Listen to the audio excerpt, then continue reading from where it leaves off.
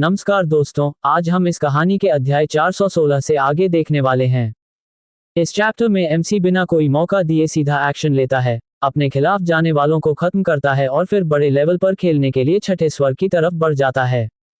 साथ ही अब खेल और भी बड़ा होने वाला है, क्योंकि ऊपर की दुनिया में और भी खतरनाक लोग मौजूद हैं। अध्याय 416, चिंतित सींग वाली बहन, अंततः छठे स्वर्ग में आरोहण। स्वर्णिक कोर एक तारा है और आप इसे साधना कहते हैं। बिना किसी दया के जोरदार प्रहार किया गया। विरोध करने की कोशिश करते हुए उस बदसूरत बूढ़ी औरत की आंखें चौड़ी हो गईं। लेकिन उसकी तुच्छ दैवीय शक्ति क्यूई युआन के सामने एक चींटी से भी कमजोर थी। मुखबिर, नरक में जाओ। क्यू युआन ने उस बदसूरत बूढ़ी औरत का सफाया कर दिया। इतनी जबरदस्त ताकत का इस्तेमाल करने से आमतौर पर मोलो पवित्र टावर में मौजूद यांग देवता सतर्क हो जाते। हालांकि पास के यांग देवता पहले ही क्यूई युआन की चालों से आकर्षित होकर कहीं और चले गए थे। इस प्रकार उस बूढ़ी महिला की मृत्यु किसी के ध्यान में नहीं आई। इस बार क्यूई युआन सावधान था। उसने जानबूझकर यह सुनिश्चित किया कि वह बूढ़ी औरत की थैली को नष्ट न करे। मुखबिरों को मारना वाकई दिमाग को साफ कर देता है। कि युआन ने मन ही मन सोचा और राहत महसूस की। अचानक उसके मन में बेचैनी की एक लहर दौड़ गई। क्या मुझे अपने कार्यों पर विचार करना शुरू कर देना चाहिए? मुखबिर के खिलाफ इतनी सटीक प्रतिक्रिया देना, अगर इसे ऑनलाइन पोस्ट किया जाए तो क्या ये बुरा नहीं लगेगा?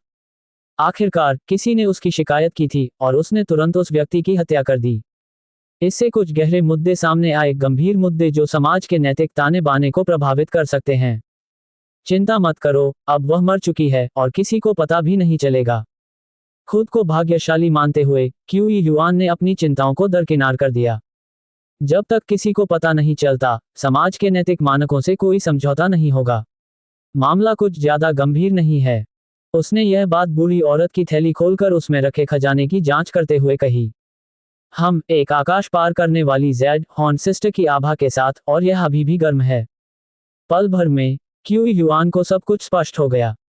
अपराध बोध का हर अंश पूरी तरह से गायब हो गया। तो तुम मुझसे चोरी करने की कोशिश कर रहे थे, है ना? तुम मरने के लायक ही थे। उसने थैली में हाथ डाला और उसमें से कई दिव्य तकनीकें निकालीं। लेकिन इनमें से अधिकांश तकनीकें वही थीं जो कि युआन ने मोलो कबीले के यांग देवताओं से पहले ही प्राप्त कर ली थीं। जैसा कि उम्मीद थी, व्हाइट मूनलाइट की तुलना में तुम बेहद गरीब हो। तुम नहाते तक नहीं हो। कंधे उचकाते हुए क्यूई युआन वहां से चली गई। उस बदसूरत बूढ़ी औरत की बात करें तो उसकी मौत का कोई महत्व नहीं था। जब तक ब्लैक एबिस चौकी के लोगों को पता चलता, क्यूई युआन पहले ही उच्च लोक में पहुंच चुका होता। उस बुजुर्ग महिला से निपटने के बाद लौटने पर क्यूई युआन ने होंग यू से मुलाकात की और उससे ऊपरी लोक के बारे में पूछा। ची युआन ने यांग देवताओं और ऊपरी लोकों की शक्तियों के बारे में और अधिक जानकारी प्राप्त की। छठे स्वर्ग में सबसे शक्तिशाली शक्ति सुप्रीम ट्रुथ सोसाइटी थी।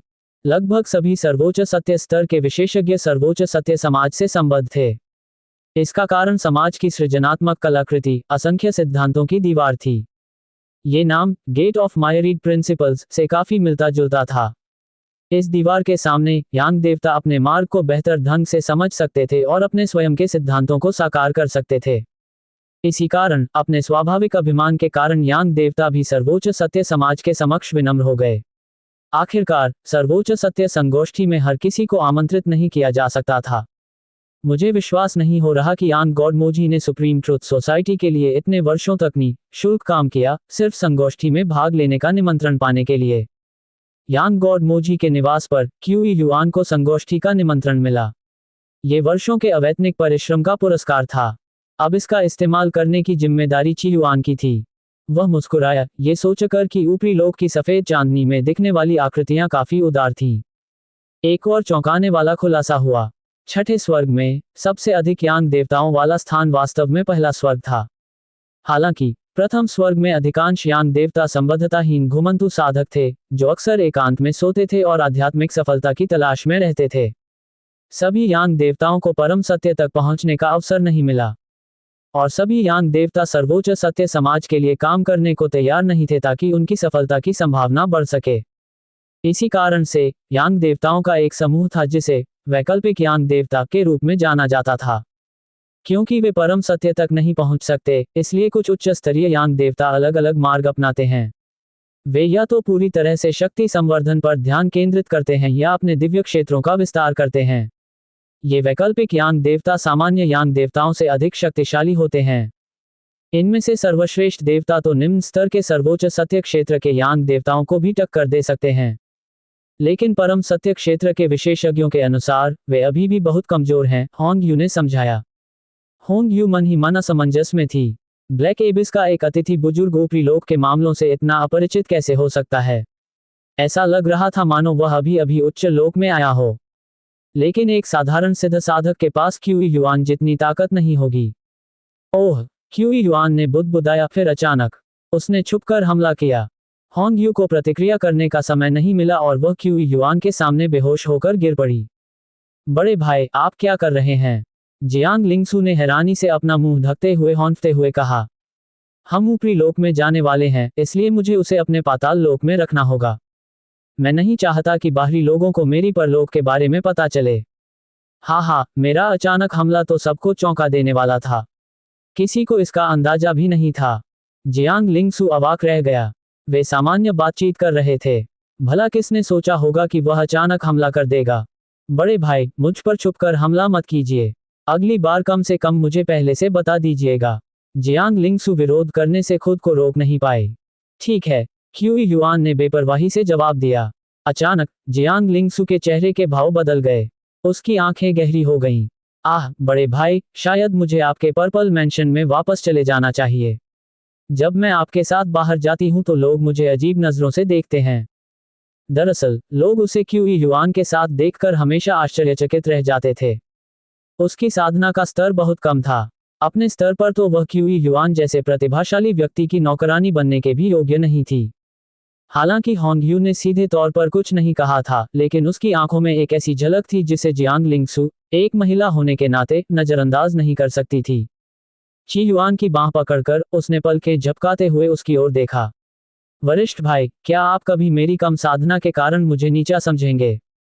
मैं ऐसा क्यों करूं? क्या अब सब बराबर नहीं है? ची युआन उलझन में दिखी, फिर आह भरी, उफ, अमरलोक का माहौल सचमुच खराब है। क्यूई युआन के लिए जियांग लिंगसू हमेशा उनकी छोटी बहन ही रहेंगी, चाहे वह फाउंडेशन एस्टेब्लिशमेंट स्टेज पर हो, यांग गॉड हो या फिर दाओ एंसेस्टर हो। साधना का उद्देश्य स्वतंत्रता प्राप्त करना था। यदि आप स्वयं को दूसरों से श्रेष्ठ समझते हैं, तो आप स्वतंत्र कैसे हो सकते हैं? ये सुनकर जियांग लिंगसू को खुशी और चिंता दोनों महसूस हुई। मुझे अभी भी कड़ी मेहनत करनी है और सुधार करना है। लगे रहो, कोर फॉर्मेशन कल्टीवेटर बनने का लक्ष्य रखो, क्यूई युआन ने प्रोत्साहित किया।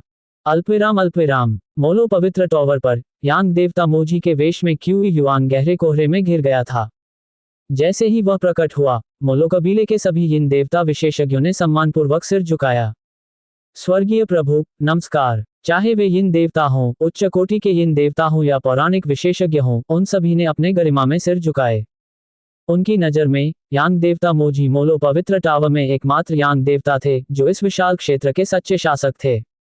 क्षेत्रफल की दृष्टि से यदि पृथ्वी से तुलना की जाए तो यांग देवता मोजी का साम्राज्य सूर्य से भी बड़ा था। इससे भी महत्वपूर्ण बात यह थी कि यह कोई बंजर भूमि नहीं थी, बल्कि खेती के लिए आदर्श क्षेत्र था। क्यूई युआन का अभिनय त्रुटिहीन था। आर्कटुरस पर वापस आकर उसने एक पागल व्यक्ति की भूमिका भी बखूबी निभाई थी। यांग देवता मोजी होने का नाटक करना कोई बड़ी बात नहीं थी। अंधेरे में डूबे होने के कारण कोई भी उसका चेहरा नहीं देख सका। उसने एक कदम आगे बढ़ाया और मोलो पवित्र टावर के सबसे ऊपरी स्तर में प्रवेश किया, जहां छठे स्वर्ग के लिए टेलीपोर्टेशन सरणी स्थित थी। सामान्यतया इस टेलीपोर्टेशन एरे को सक्रिय करने के लिए कई औपचारिकताओं की आवश्यकता होती थी, लेकिन अब जब क्यूई युआन यांग देवता मोजी बन चुका था, तो ये औपचारिकताएं उसके लिए कोई मायने नहीं रखती थीं। आसमान पार करने वाली ज़ैड। ची युआन ने आकाश पार करने वाले ज़ैड को सरणी में रखा और उसका शरीर टेलीपोर्टेशन सरणी में प्रवेश कर गया। उसके आसपास की दुनिया बदलने लगी। एक ही समय पर एक अन्य मोलो पवित्र टावर में एक शक्तिशाली आभा के उतरने से स्थानिक तरंगें हवा में फैल गईं। बैंगनी वस्त्र धारण किए एक स्त्री छठे स्वर्ग से पांचवें स्वर्ग की ओर उतरती हुई प्रकट हुई। टेलीपोर्टेशन सरणी की रक्षा कर रहे यिन देवताओं ने उसे देखा और प्रणाम किया। उनके चेहरे विस्मय से भरे हुए थे। यह महिला ब्लैक एबिस की प्रमुख सदस्य थी। खून से सना हुआ वस्त्र।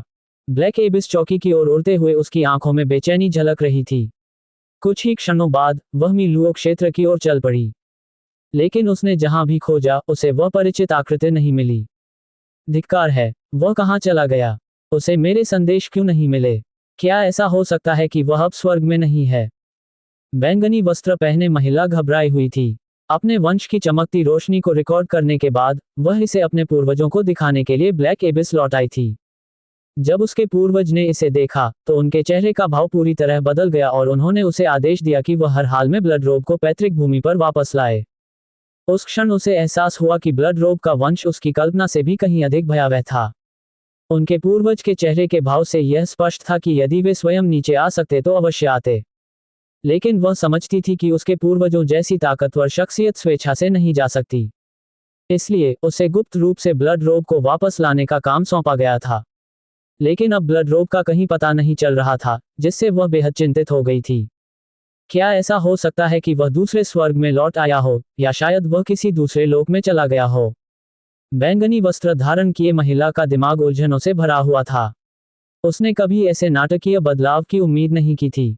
वह 1 महीने से भी कम समय के लिए गायब हुई थी, और अब वह आदमी गायब हो गया। उस रक्त वस्त्रधारी व्यक्ति में तो कोई खास ताकत भी नहीं थी। उसे आकाश पार करने वाला जेड कैसे मिला होगा? क्या उसने खुद को किसी को बेच दिया था? या शायद उसे वह छोटा सा उपहार मिल गया हो जो उसने उसके लिए छोड़ा था।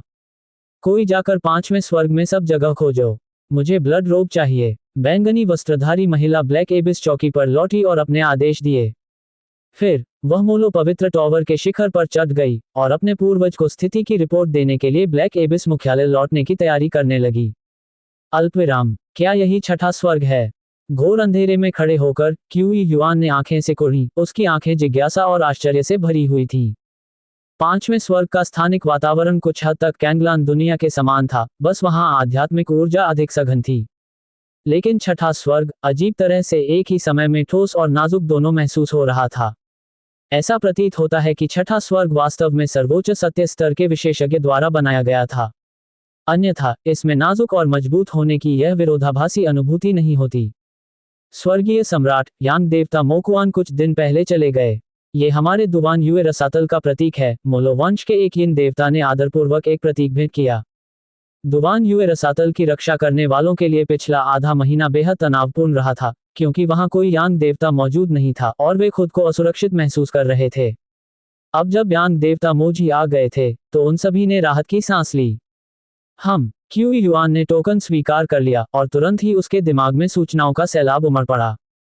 ब्लैक एबिस का ऊपरी रसातल 19 क्षेत्रों में विभाजित था, जिनमें से प्रत्येक पर मोलो कबीले के एक यांग देवता का शासन था। 19 यांग देवताओं में से 3 सर्वोच्च सत्य स्तर पर थे, जबकि बाकी या तो छोटे या महान यांग देवता थे। क्यूई युआन को दुवान युए रसातल में नियुक्त किया गया था, जबकि उनके सबसे करीबी यांग देवता मोलो कबीले के सर्वोच्च सत्य स्तर के यांग देवता थे। ये 19 क्षेत्र मोलो वेल नामक सृजन कलाकृति द्वारा जुड़े हुए थे, जिससे एक एकीकृत रक्षा और आक्रमण नेटवर्क का निर्माण हुआ। मोलो वंश बुरे दौर से गुजर रहा है। वे ताइहुआंग महल को चंद्रदेव महल के खिलाफ लड़ाई में मदद कर रहे हैं, फिर भी उन्हें अपने युद्ध प्रयासों का खर्च खुद उठाना पड़ रहा है। मोलो वंश के यांग देवताओं को छठे स्वर्ग में स्थायी रूप से रहने का विशेषाधिकार प्राप्त नहीं था। इसलिए ब्लैक एबिस में तैनात रहते हुए उन्हें मून गॉड पैलेस के खिलाफ युद्ध में लड़ने के लिए ताइहुआंग पैलेस को भुगतान करना पड़ा। ये सुनकर क्यूई युआन अवाक रह गया। ऐसा लग रहा था कि मोलो कबीले का भाग्य साथ नहीं दे रहा है। उसने मोलो कबीले के एकत्रित यिन देवताओं पर अपनी दृष्टि डाली और पूछा, क्या सभी लोग एकत्र हो गए हैं? दुआन युए रसातल के उच्च स्तरीय व्यक्तियों को उनके आरोहण के बाद उनका स्वागत करने के लिए एकत्रित होना चाहिए था। प्रमुख पौराणिक विशेषज्ञ ने एक क्षण के लिए संकोच किया, फिर सिर झुकाकर कहा, ताइहुआंग महल से आए दूत किसी काम में व्यस्त प्रतीत होते हैं और अभी तक नहीं पहुंचे हैं। वह प्रसिद्ध विशेषज्ञ सावधानी से बोल रहा था। दरअसल ताइहुआंग महल के दूत हमेशा से ही अहंकारी थे और मोलो वंश को अपने से नीचा समझते थे। वे ऐसी औपचारिकताओं में शामिल होने की जहमत भी नहीं उठाते थे। बेशक इसका संबंध इस तथ्य से भी था कि मोलो कबीले के नेता का हेयरस्टाइल प्रसिद्ध भेड़ फ्लीसी के हेयरस्टाइल से मिलता जुलता था। अन्यथा ताइहुआंग महल के दूत इतनी बड़ी घटना में शामिल न होने की हिम्मत कैसे कर सकते थे? यदि यांग गॉड मोजी उपस्थित होते तो शायद उन्हें थोड़ी नाराजगी होती, लेकिन वे इसे सहन कर लेते। लेकिन क्यूई युआन यांग गॉड मोजी नहीं था, इसलिए वह इसे बर्दाश्त करने वाला नहीं था। जहां तक इस बात का सवाल है कि हंगामा करने से समस्याएं पैदा होंगी या नहीं, खैर यह मोलो कबीले की चिंता थी, उसकी नहीं। जाओ और ताइहुआंग महल से दूत को बुलाओ। उसे बताओ कि मेरे पास उसके लिए एक उपहार है। आदेश देते समय क्यूई युआन की आवाज कर्कश थी। मोलो वंश के यिन देवता स्पष्ट रूप से चौंक गए, लेकिन फिर उनके चेहरे ईर्ष्या और द्वेष से भर गए। ताइहुआंग महल से आया दूत सचमुच भाग्यशाली था। यहाँ तक कि महान यांग देवता मोजी भी उन्हें उपहार देना चाहते थे। उनकी ईर्ष्या स्पष्ट रूप से दिखाई दे रही थी। क्यूई युआन ने उनकी प्रतिक्रियाओं को नजरअंदाज करते हुए आगे कहा, साथ ही युद्ध क्षेत्रों में चंद्र देवी जिनली कहाँ तैनात हैं, इसकी जांच करने में मेरी मदद करें। ब्लैक एबिस विशाल था, कंगलान वर्ल्ड से भी कहीं अधिक बड़ा। ची युआन को चंद्र देवी जिनली का सटीक स्थान पता करना आवश्यक था ताकि वह उसे ढूंढ सके। हालांकि वह सीधे चंद्र देव महल के क्षेत्र में प्रवेश नहीं कर सकता था, अन्यथा चंद्र देव महल की रक्षात्मक संरचनाएं और सृजन कलाकृतियां उस पर हमला कर देंगी। यांग देवताओं की लड़ाइयां ब्लैक एबिस के भीतर स्थित दरार क्षेत्रों तक ही सीमित थीं। एक पौराणिक विशेषज्ञ ने हैरानी से पूछा, क्या आकाशीय सम्राट को चंद्र देवी में कोई रुचि है? क्या एक यांग देवता को अन्य यांग देवताओं की चिंता नहीं करनी चाहिए? वह एक साधारण चंद्र देवी के बारे में क्यों पूछ रहा था? मैंने एक बार उनका चित्र देखा और उनकी सुंदरता से मंत्रमुग्ध हो गया। वह मुझे किसी दिव्य प्राणी जैसी लगी। मैं उसे ढूंढना चाहता हूं और उसे अपना दाव साथी बनाना चाहता हूं। ची युआन ने अपना सिर उठाया और आकाश में असंख्य तारों को देखा। उनमें से उसने तुरंत जिनली की प्रतिभा को पहचान लिया। उनकी आंखों में लालसा और सुखद यादों का मिला जुला भाव झलक रहा था। उसी क्षण पौराणिक कथाओं के एक विशेषज्ञ ने भौहें चढ़ाते हुए कहा, मैंने सुना है कि यह चंद्र देवी जुए युए रसातल में विराजमान है। ओह, वो तो पास ही है। क्यूई युआन की आंखें चमक उठी। टोकन में दी गई जानकारी के अनुसार जुए युए रसातल डुआन युए रसातल के ठीक बगल में स्थित था। जुए युए रसातल का प्रभारी व्यक्ति काले रसातल के सर्वोच्च सत्य स्तर के यांग देवताओं में से एक था। जी हाँ, ये चंद्र देवी असाधारण रूप से प्रतिभाशाली हैं। वे 10,000 वर्षों से जुए युए रसातल में हैं। जब वे पहली बार आई थीं, तब वे उच्च कोटि की यिन देवी भी नहीं थी, लेकिन अब वे एक पौराणिक हस्ती हैं। विशेषज्ञ ने चंद्र देवी जिनली के बारे में अत्यंत आदरपूर्ण स्वर में बात की। दूसरों से चंद्र देवी जिनली का नाम सुनकर ची युआन के मन में अपार खुशी और लालसा की भावना जागृत हुई। किसी प्रियजन का नाम किसी दूसरे व्यक्ति के मुंह से सुनना बेहद संतोषजनक होता था। इस चैप्टर में एमसी ने बिना सोचे सीधा खत्म कर दिया और फिर तुरंत अगले लेवल पर मूव कर गया। तुम्हें क्या लगता है, ये जो जल्दी जल्दी फैसले ले रहा है, आगे इसके लिए फायदेमंद होंगे या मुसीबत खड़ी करेंगे? अध्याय 417 ची युआन की योजना। जिनली का निर्णायक स्वर्णिम कोर एक तारा है और आप इसे साधना कहते हैं। ऐसा लगता है कि एक दिन मुझे उसका अपहरण करके उसे अपनी दाव साथी बनाना ही होगा, क्यूई युआन ने शांत मुस्कान के साथ कहा। नीचे मौजूद मोलो कबीले के सभी साधकों के चेहरे पर समझदारी भरी मनोरंजक मुस्कान थी। चंद्र कन्याओं को विवाह करने की अनुमति नहीं थी। किसी दिव्य सम्राट द्वारा चंद्र कन्या का अपहरण करके उसे अपना धाव साथी बनाना चंद्र देव महल का सीधा अपमान होगा। हे परमपिता, आपकी आगामी सफलता के लिए हार्दिक बधाई। ऐसा लगता है कि 1 महीने बाद चंद्र भोज होगा। अगर उस समय आकाशीय सम्राट चंद्र कन्या का अपहरण कर लेते हैं, तो ये दोहरी खुशी का मौका होगा। मोलो कबीले के साधकों ने हंसते हुए उसकी चापलूसी की। चंद्र भोज चंद्रमा देवता के महल में मनाया जाने वाला एक विशेष जन्मदिन समारोह था। जब भी चंद्र देव महल का कोई साधक 10,000 वर्ष की आयु प्राप्त कर लेता था, तो उसके सम्मान में एक चंद्र भोज आयोजित किया जाता था। ओह, ये किसका चंद्र भोज है? क्यूई युआन का दिल थोड़ा सा हिल गया। क्या ये जिनली का हो सकता है? यह एक ऐसे पौराणिक साधक के लिए है जो जुए युए रसातल के युद्ध रिकॉर्ड में शीर्ष 3 में स्थान रखता है। मोलो कबीले के एक साधक ने उत्तर दिया। वह जुए युए रसातल की स्थिति के बारे में काफी जानकार प्रतीत होता था। क्योंकि चंद्र भोज 10,000 वर्षों में केवल एक बार आयोजित किया जाता था, इसलिए चंद्र देव महल ने इसे भव्य तरीके से मनाया और कई मेहमानों को आमंत्रित किया। मोलो वंश का ये पौराणिक स्तर का साधक कई शताब्दियों से यहाँ था और उसने चंद्र भोजों के बारे में केवल कुछ ही बार सुना था। ओह, क्यूई युआन ने उदासीनता से जवाब दिया। क्योंकि यह जिनली का नहीं था, इसलिए यह उसके लिए महत्वपूर्ण नहीं था।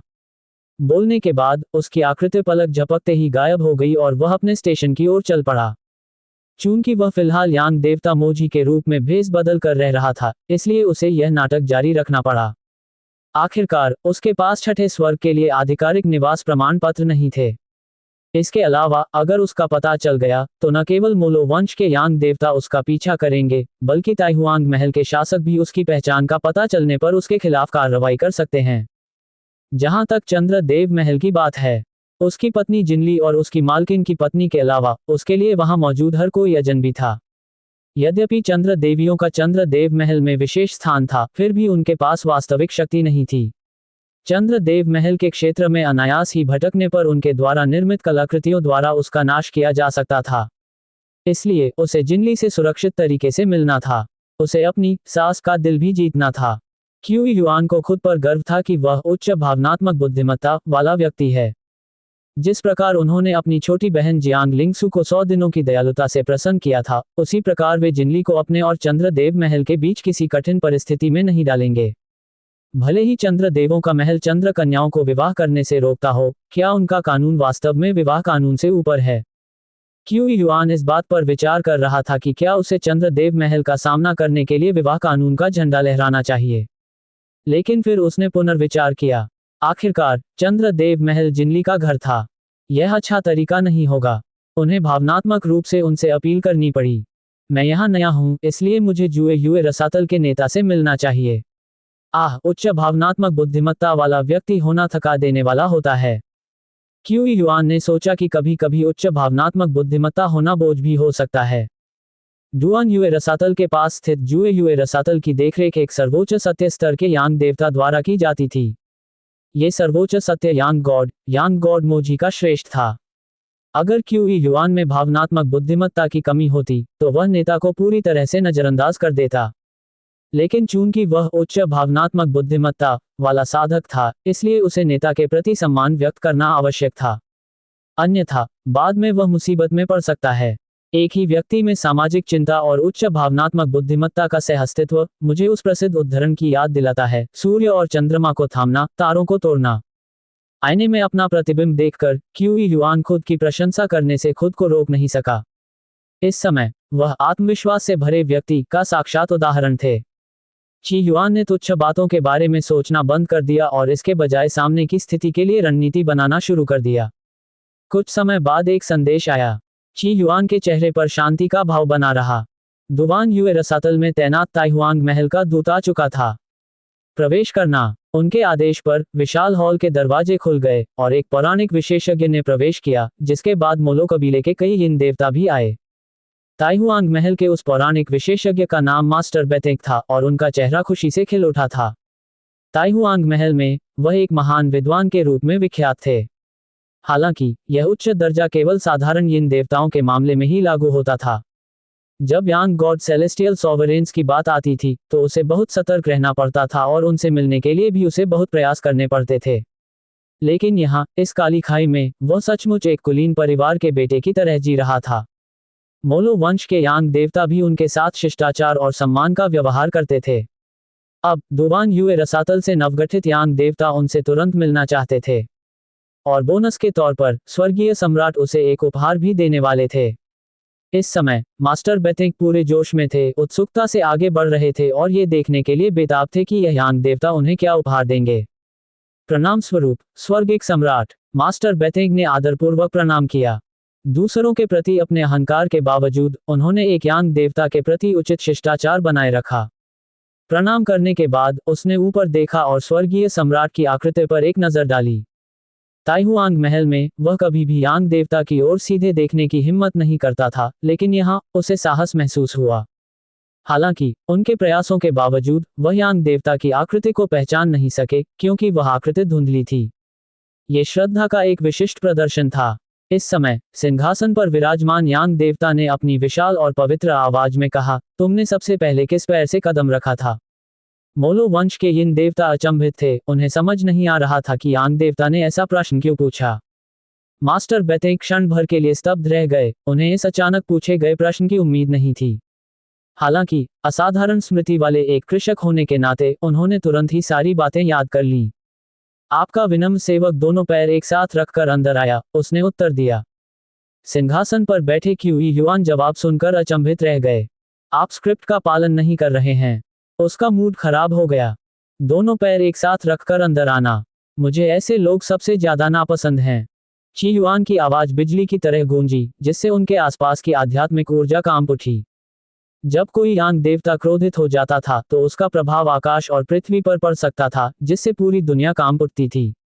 मास्टर बेतेग का चेहरा पीला पड़ गया, उनका खून बेतहाशा दौड़ने लगा। उन्हें समझ नहीं आ रहा था कि उन्होंने यांग देवता को कैसे नाराज कर दिया था।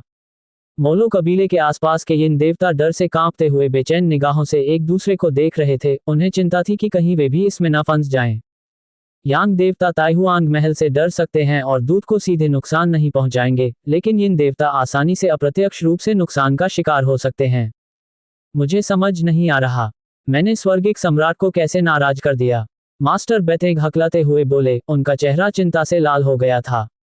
तुमने एक साथ दोनों पैर अंदर रखे, जो मेरे वर्जित नियम का उल्लंघन है, इसलिए तुम्हें मरना होगा।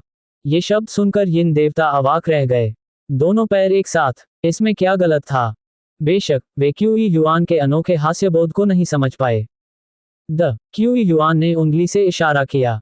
यांग देवता और यिन देवता के बीच का अंतर अथाह था, यहाँ तक कि नश्वर हृदय क्षेत्र में भी। जब क्यूई युआन ने वूशी की मां को एक दुश्मन का सामना करने में मदद की, तो वे मुश्किल से 20 सांसों तक ही टिक पाए थे। मास्टर बेतेग में प्रतिरोध करने की शक्ति नहीं थी और वह क्यूई युआन के हमले से पल भर में ही नष्ट हो गए। हवा में खून की हल्की सी गंध फैली हुई थी।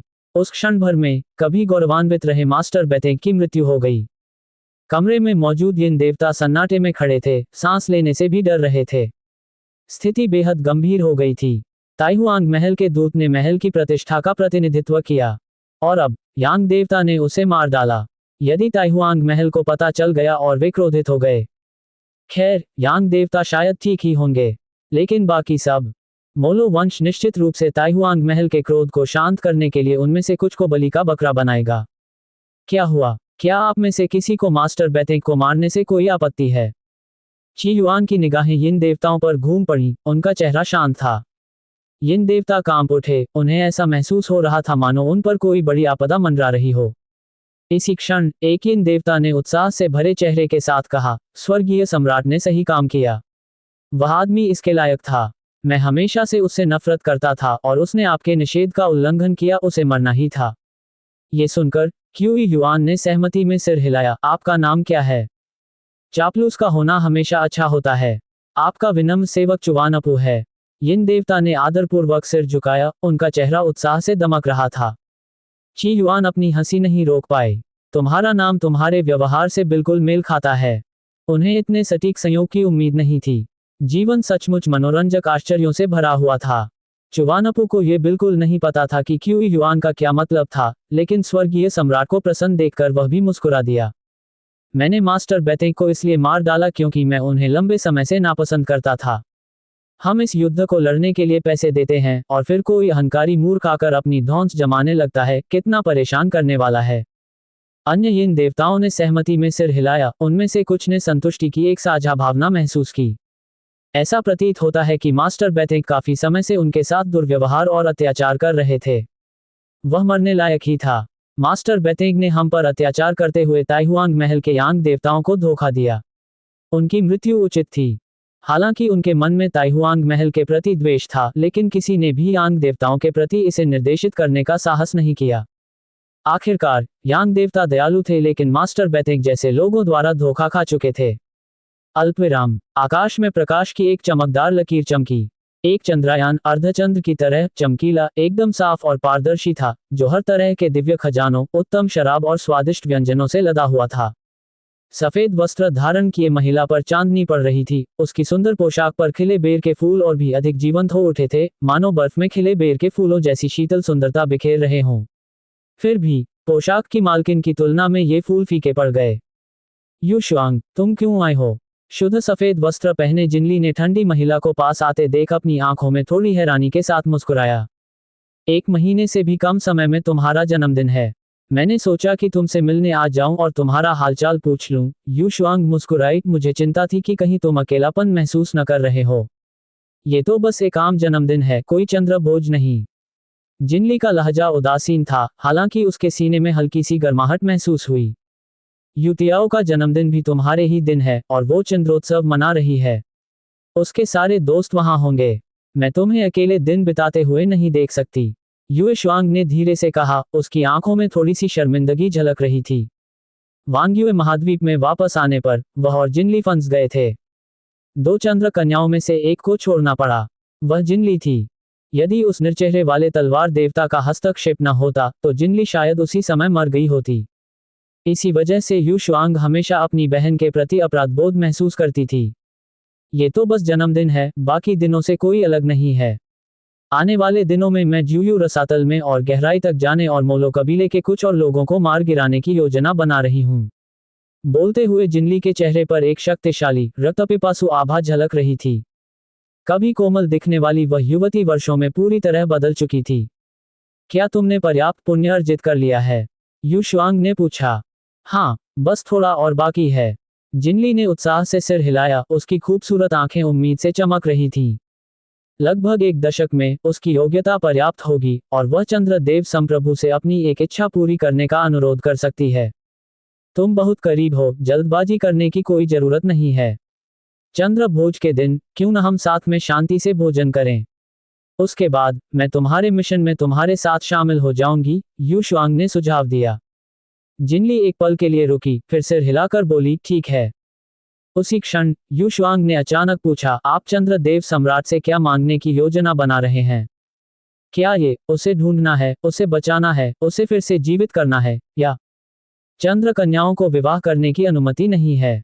भले ही चंद्रदेव सम्राट आपको उसे ढूंढने में मदद करें, आप उसके साथ नहीं जा सकते।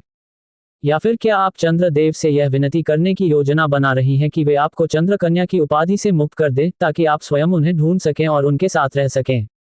प्रत्येक चंद्र कन्या को अपने जीवन काल में चंद्रदेव संप्रभु द्वारा पूरी की जाने वाली एक इच्छा का वरदान दिया गया था।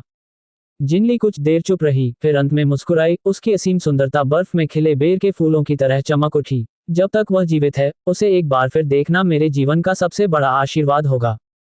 तुम ये सब क्यों झेल रही हो? यू शुआंग ने आह भरी। अगर साथ रहने का कोई भविष्य नहीं था तो बेहतर यही था कि रिश्ते जल्द से जल्द तोड़ दिए जाएं। जब तक वह जीवित है, मुझे विश्वास है वह मुझे ढूंढने जरूर आएगा, जिनली ने दृढ़ निश्चय के साथ कहा। उसे क्यू युआन द्वारा ब्राइडल नाइट के माध्यम से भेजा गया दूसरा संदेश याद आया। उस समय वह इसका अर्थ पूरी तरह से नहीं समझ पाई थी। बाद में जब उसने बेचेहरा तलवार देवता की मूर्ति देखी और अतीत की यादों को याद किया तो उसे सब कुछ समझ आ गया।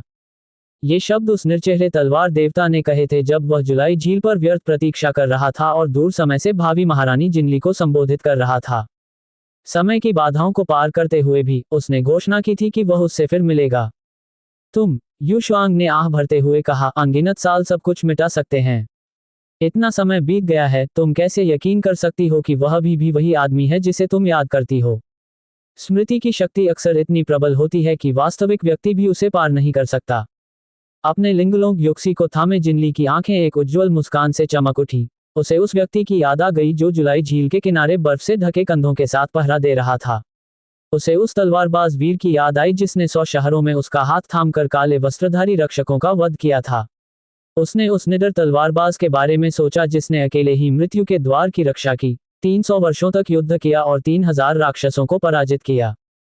हालांकि उसने उसका चेहरा कभी नहीं देखा था, फिर भी वह अपने दिल में जानती थी, वह मेरी यादों से भी कहीं बेहतर है, 1000 गुना, लाखों गुना बेहतर। अल्पविराम अल्पविराम, सब कुछ तैयार है। अब समय आ गया है यांग देवता मोटोंग से मिलने का। विशाल हॉल के भीतर क्यू युआन की आकृति धीरे धीरे दृष्टि से ओझल हो गई। यांग गॉड मोटोंग ज्यूयू एबिस के संप्रभु एक सर्वोच्च सत्य यांग गॉड थे और तकनीकी रूप से यांग गॉड मोजी के श्रेष्ठ भी थे।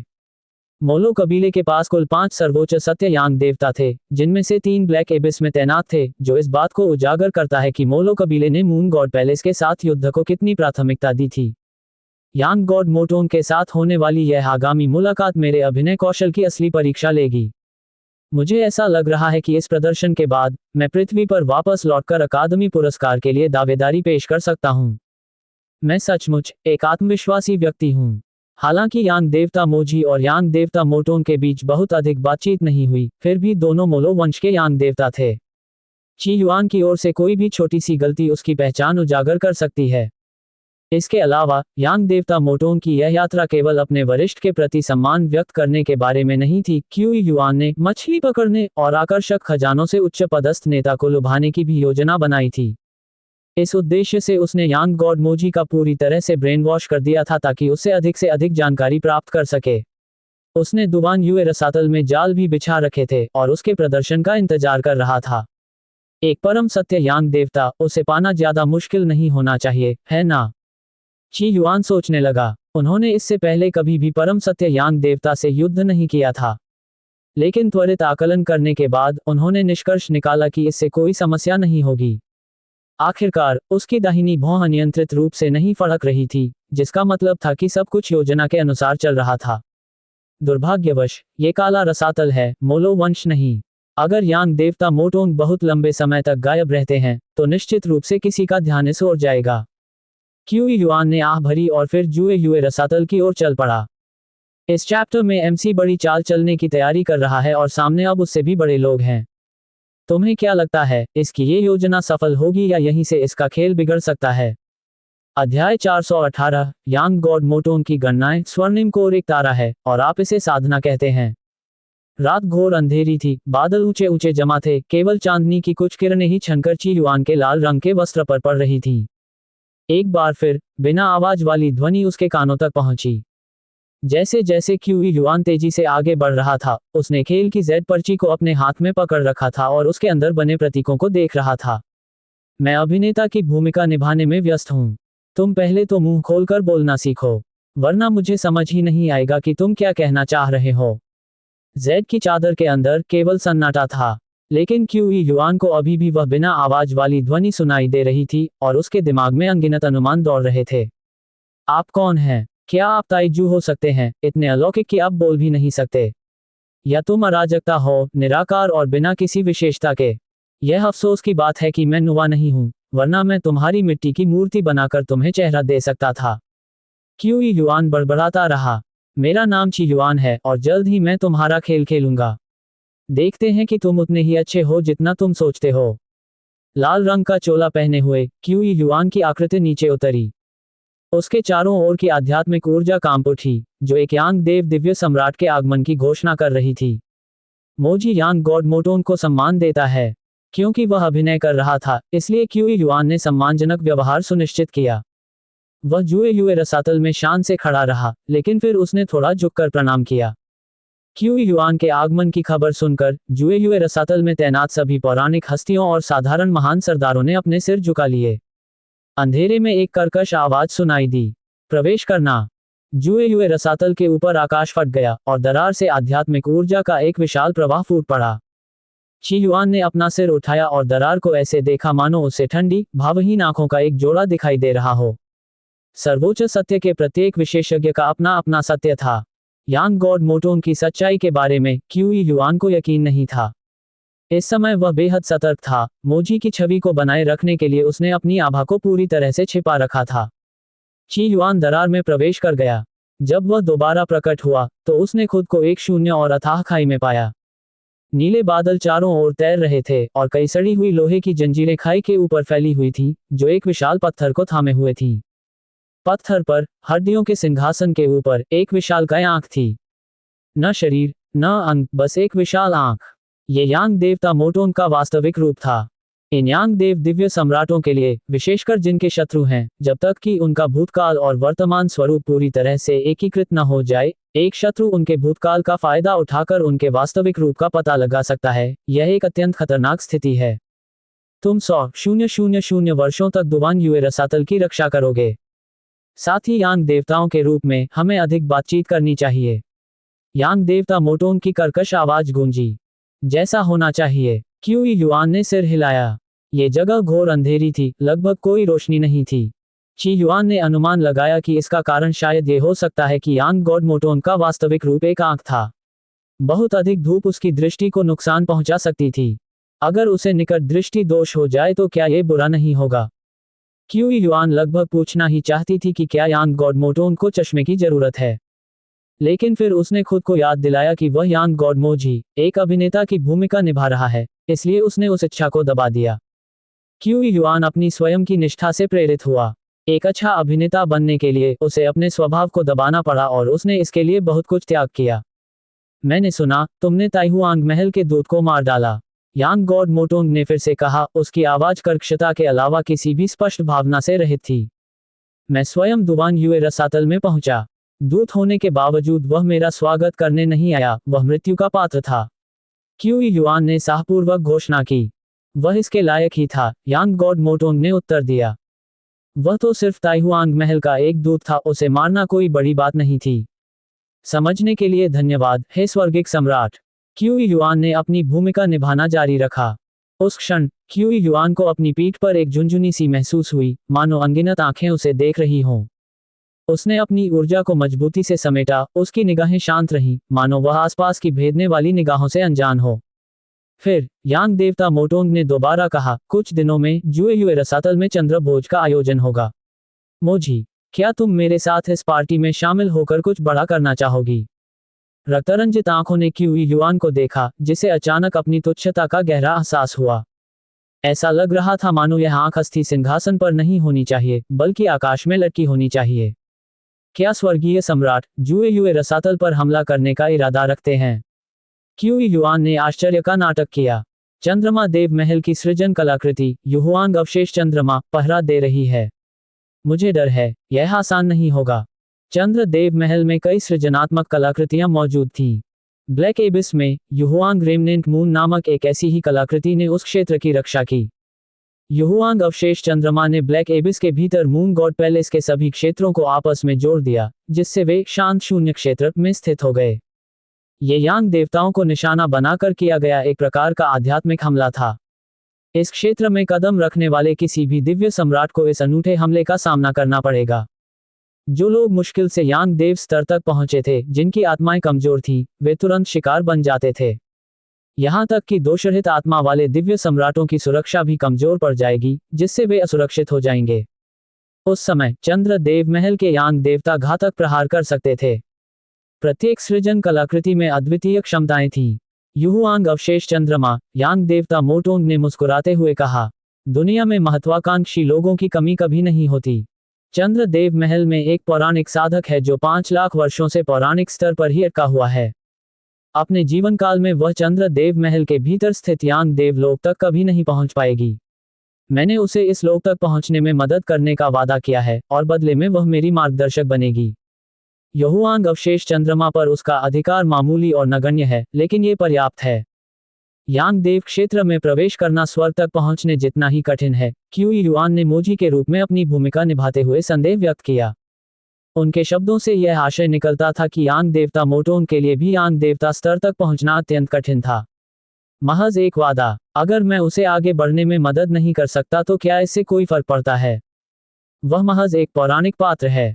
भले ही उसे ज्यादा नियम पता हो, लेकिन सर्वोच्च सत्य स्तर के यांग देवता के सामने वह हार जाएगी। यांग देवता मोटोंग ने आत्मविश्वास से कहा। पौराणिक कथाओं के विशेषज्ञ अपने सीमित ज्ञान के कारण यह मान सकते हैं कि वे यांग देवताओं के साथ बाध्यकारी समझौते कर सकते हैं, संभवतः सहयोग सुनिश्चित करने के लिए प्रतिज्ञा भी कर सकते हैं। लेकिन वास्तविकता में, जैसा कि धरती पर रहने वाले लोग कह सकते हैं, वह काल्पनिक विशेषज्ञ एक ऐसे स्कूली छात्र की तरह है जो किसी विशेषज्ञ वकील के साथ अनुबंध पर हस्ताक्षर कर रहा हो। छात्र के लिए उसमें छिपी शर्तों को पहचान पाना असंभव है। ये सौदा मूलतः असंतुलित था। उस पौराणिक विशेषज्ञ को शायद पता था कि उसे धोखा दिया जा सकता है, लेकिन उसके पास जुआ खेलने के अलावा कोई विकल्प नहीं था। आखिरकार यांग देव स्तर तक पहुंचने का अवसर बहुत ही दुर्लभ था। अगर चंद्र देव संप्रभु गंभीर रूप से घायल न हुई होती और चंद्र देव महल में अफरा तफरी न मचाई होती, तो वह मेरे साथ सहयोग करने की हिम्मत न करती। यांग देव मोटोंग ने आगे कहा, मैं छुपकर हमला करूंगा और यांग देव लोंग्युए को बुरी तरह घायल कर दूंगा। आपको बस इतना करना है कि बाकी यांग देवताओं से सच्चाई छुपाएं, और जाने से पहले चंद्र देव महल के सभी निम्न स्तरीय साधकों को खत्म कर दें और 2 चंद्र कन्याओं को पकड़ लें। यांग गॉड मोटोंग ने अपनी पूरी योजना क्यू युआन को बताई। इस चंद्र भोज का मुख्य उद्देश्य अचानक हमला करके यांग देवता लोंग्युए को गंभीर रूप से घायल करना था। जहां तक उसे मारने की बात है, यह उसकी क्षमता से परे था।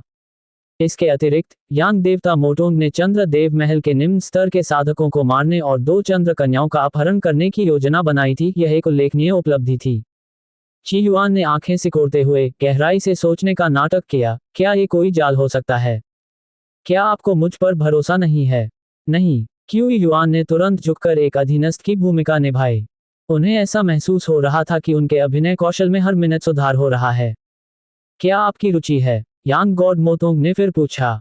कुछ सोचने के बाद क्यू युआन ने उत्तर दिया, मैं हूं, लेकिन मुझे दुवान युए रसातल में कुछ काम निपटाने हैं। क्या मैं चंद्र भोज शुरू होने से पहले लौट सकता हूँ? यांग गॉड मोटोंग की आंखें और भी गहरी चमक उठी। ठीक है, धन्यवाद हे प्रभु, अब मैं चलता हूँ। इतना कहकर ची युआन की आकृति विशाल अंतरिक्ष में मानो जल्दी से गायब हो गई। उस असीम खाई में अंधकार के सिवा कुछ नहीं था और यांग देवता मोटोंग अस्थि सिंहासन पर विराजमान थे। अचानक काली रात का आकाश रोशन हो उठा। आकाश में अनगिनत खून जैसी लाल आंखें दिखाई दी। ये आंखें घूमती और हिलती रहीं। अस्थि सिंहासन पर बैठे यांग देवता मोटोंग ने कर्कश स्वर में बात की। वह क्या छिपा रहा है? वह शांत दिख रहे थे, मानो यह कोई सामान्य बैठक हो। यांग गॉड मोटोंग ने मन ही मन बुदबुदाते हुए अपने दिमाग में पहले वाले दृश्य को दोहराया। फिर रात के आकाश में मौजूद सभी लाल आंखों ने एक स्वर में बोलना शुरू कर दिया। मेरी सच्चाई सूक्ष्म अवलोकन में निहित है, मेरी दृष्टि से कुछ भी नहीं बच सकता। अस्थि मुकुट से बने सिंहासन पर बनी आंख चमक रही थी, उसकी आभा विशाल थी। यांग गॉड मोटोंग ने परम सत्य की दीवार से जो सत्य समझा था, वह सूक्ष्म अवलोकन था। सूक्ष्म अवलोकन से मन एक स्पष्ट दर्पण की तरह होता है, आत्मा शून्य में विद्यमान होती है। आकाश में बहुत ऊपर ये सबसे छोटी चींटी को भी देख सकता था, चट्टानों की बनावट को, दुनिया के सार को और महान दाव के रहस्यों को भी प्रकट करना। इससे पहले जब यांग गॉड मोजी मौजूद थे, तब मोटोंग को यह आभास हो गया था कि मोजी कुछ छिपा रहे हैं। अब उन्होंने अपनी सूक्ष्मदर्शी अवलोकन क्षमता को सक्रिय किया। जल्द ही उसकी आंखों में खुशी की एक चमक दिखाई दी, बैंगनीची की आभा। उसने अमर लोक की पहली ऊर्जा बैंगनीची की आभा की झलक देखी थी। हाल ही में उनका संपर्क पर्पल ची से हुआ है। वह छठे स्वर्ग में नया है और उसने बैंगनीची की खोज तो कर ली होगी, लेकिन उसे इकट्ठा करने का समय नहीं मिला है। इसमें कोई आश्चर्य की बात नहीं कि वह इतनी जल्दी में था। स्वर्गीय खजाने सद्गुणों वाले लोगों को ही प्राप्त होते हैं। बैंगनीची मेरे लिए ही बनी है। यांग गॉड मोटोंग की कर्कश आवाज गूंजी और उनका शरीर गायब हो गया। आकाश में स्थित सभी आंखें सिकुड़ गईं और आपस में मिल गईं। यांग गॉड मोटोंग एक छाया में परिवर्तित हो गया और तुरंत बैंगनीची के निशान का अनुसरण करने लगा। कुछ ही पलों में उसने लाल रंग का चोला पहने हुए आकृति को देख लिया। इतने शांत रहना, अफसोस की बात है कि तुम मेरी सूक्ष्मदर्शी से होने वाली निगरानी से बच नहीं सकते। वह कुछ दूरी से उनके पीछे पीछे चल रहा था और उसने खुद को प्रकट नहीं किया। आगे क्यूई युआन ने मानो अनजान होने का नाटक करते हुए तेजी से चलना शुरू कर दिया। वह जुए युए रसातल को पार करके दुवान युए रसातल में लौट आया। महल में गायब होते समय उसकी आस्तीनें फड़फड़ा रही थी। यांग गॉड मोटोंग मुस्कुराया, मानो सब कुछ योजना के अनुसार चल रहा हो। इतने सावधान, लेकिन वह धैर्यवान था और छिपकर इंतजार कर रहा था। शून्य के भीतर एक खाली जगह में एक अकेली आंख क्यूई युआन पर टिकी हुई थी। समय बहुत जल्दी बीत गया। यांग गॉड मोटोंग छुपे रहे। पहली नजर में यांग गॉड मोजी कुछ भी नहीं कर रहे थे, लेकिन मोटोंग जानता था कि वह नाटक कर रहा है। उनकी अभिनय क्षमता कितनी भी अच्छी क्यों न हो, वे सूक्ष्मदर्शी अवलोकन से बच नहीं सकते थे। और सच में एक अंधेरी तूफानी रात में मोटोंग ने महल से एक आकृति को चुपके से बाहर निकलते देखा। मोटोंग मुस्कुराया और मन ही मन सोचने लगा, क्या तुम मुझे विचलित करने के लिए अपने भूतकाल के स्वरूप को भेज रहे हो? मोटोंग जानता था कि मोजी को उसकी उपस्थिति का कभी एहसास नहीं हुआ होगा, लेकिन मोजी की हरकतें सहज सावधानी से प्रेरित थीं। फिर भी मोटोंग अपनी जगह से नहीं हिला और सही समय का इंतजार करता रहा। आखिरकार सफलता की कुंजी धैर्य ही था और उसे अपनी मनचाही चीज पाने के लिए कठोर हृदय होने की जरूरत नहीं थी। दरअसल लगभग आधे घंटे बाद असली यांग देवता मोजी हरकत में आए, प्रकाश की एक लकीर में परिवर्तित हुए और गायब हो गए। यांग गॉड मोटोंग की आंखों में संतुष्टि की चमक थी। आखिरकार तुमने अपना कदम उठा ही लिया। तो फिर बैंगनीची अब मेरी है। बच्चे, तुम्हें बहुत कुछ सीखना है। चलो मैं तुम्हें सिखाता हूँ कि बड़े बुजुर्ग हमेशा ज्यादा बुद्धिमान होते हैं। आपकी यात्रा बहुत सुगम रही है, अब आपको कुछ सबक सीखने का समय आ गया है। यांग गॉड मोटोंग का रूप धीरे धीरे लुप्त हो गया और वह चुपचाप उनके पीछे पीछे चलने लगा। क्यूई युआन अब चुपके से इधर उधर घूम रहा था, अपनी आभा छुपा रहा था, एक चोर की तरह हरकत कर रहा था। मैं उसे बाद में थोड़ा डरा दूंगा। मोटोंग खुद को काफी विनोदी समझता था, उसकी विशाल आंख पीछे पीछे घूमती रहती थी। बैंगनीची चुराने के बाद चंद्रमा देवता महल में घुसपैठ करने के लिए मोजी के नाम का इस्तेमाल करना अच्छा विचार नहीं होगा, लेकिन यह एक मामूली चिंता का विषय था। लगभग 100 सांसों के बाद यांग गॉड मोजी अचानक अपनी जगह पर रुक गया। मोटोंग ने आंखें सिकोड़ते हुए मुस्कुराते हुए कहा, बैंगनीची यहाँ बहुत शक्तिशाली है। वह अपनी उत्तेजना को मुश्किल से ही रोक पा रहा था, लेकिन उसने थोड़ी देर और इंतजार करने का फैसला किया। वह बेहद खुश था। उनके लिए पर्पल ची अत्यंत मूल्यवान थी, जो उनकी शक्ति को बढ़ाने में सक्षम थी। एक परम सत्य यांग देवता के लिए, जब तक कोई नए सत्यों को नहीं समझ लेता, तब तक अपनी शक्ति को तेजी से बढ़ाने के कुछ ही तरीके थे, और बैंगनी ची को परिष्कृत करना उनमें से एक था। इस बच्चे की किस्मत अच्छी है। डुआन युए रसातल में पहुंचते ही उसे बैंगनी ची मिल गई, लेकिन यह मेरी होने वाली है। मोटोंग ने बैंगनी ची को हासिल करने के लिए सही समय का इंतजार किया। रुको, उसकी सतर्कता को देखते हुए, क्या ऐसा हो सकता है कि बैंगनी ची के अलावा भी कोई खजाना हो? कट ने विचार किया। अचानक उसकी आंखें चौड़ी हो गईं और उसकी आभा एक पल के लिए डगमगा गई, क्योंकि उसने अपने सामने बैंगनी ऊर्जा का एक विशाल समूह देखा। इतना ही नहीं, बैंगनी ऊर्जा एक दरवाजे के चारों ओर घूम रही थी। वह दरवाजा सफेद जेड पत्थर से बना था, जो प्राचीन, गहन और पवित्र था। उस दरवाजे का वर्णन करने के लिए शब्द पर्याप्त नहीं है। इससे ज्ञान की एक ऐसी आभा निकलती थी, जो स्वयं सत्य का सार थी, कुछ ऐसा जो किसी भी यांग गॉड सेलेस्टियल सॉवरेन को लालसा से कांपने पर मजबूर कर देता। यहां तक कि मोटोंग भी अपनी आभा प्रकट करने से खुद को रोक नहीं पाया। आखिरकार, यह अमर लोक की सर्वोच्च सृजनात्मक कलाकृति थी, सर्वोच्च सत्य द्वार। जिसके पास भी यह होता, वह 9 स्वर्गों का शासक बन सकता था। तुम यहाँ क्यों हो? क्यू युआन के चेहरे पर हैरानी के भाव थे, उसकी आवाज में डर और गुस्सा भरा हुआ था। मोटोंग ने चौड़ी मुस्कान के साथ कहा, धन्यवाद मोजी। उस क्षण उसके हृदय में हत्या करने का तीव्र इरादा जागृत हुआ। पर्पल ची हत्या को जायज ठहराने के लिए पर्याप्त नहीं था, लेकिन सुप्रीम ट्रुथ गेट की कहानी बिल्कुल अलग थी। मोजी के गुस्से और हताशा भरे चेहरे को देखकर मोटोंग बेहद खुश हो गया। धिक्कार है, यह मेरा है, पूरा मेरा। मोजी अपना संयम खो बैठा और सर्वोच्च सत्य द्वार की ओर दौड़ पड़ा। ये देखकर मोटोंग ने एक पल भी संकोच नहीं किया। वह एक पौराणिक रॉक में परिवर्तित हो गया और सर्वोच्च सत्य द्वार में प्रवेश कर गया। मूर्ख, परम सत्य का द्वार मेरा है। सामान्य तौर पर वह ऐसी जगह में प्रवेश करने को लेकर अधिक सतर्क रहता, लेकिन अभी अगर मोजी पहले वहां पहुंच जाए और सर्वोच्च सत्य द्वार पर कब्जा कर ले तो यह विनाशकारी होगा। इसलिए बिना किसी झिझक के वह अंदर घुस गया। अचानक द्वार से गुस्से भरी, घबराहट भरी चीखें गूंज उठीं।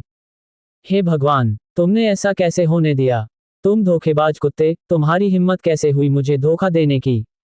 इस चैप्टर में दोनों तरफ से खेल चल रहा है और हर कोई दूसरे को धोखा देने की कोशिश कर रहा है। तुम्हें क्या लगता है, आखिर में कौन किसे फंसाएगा?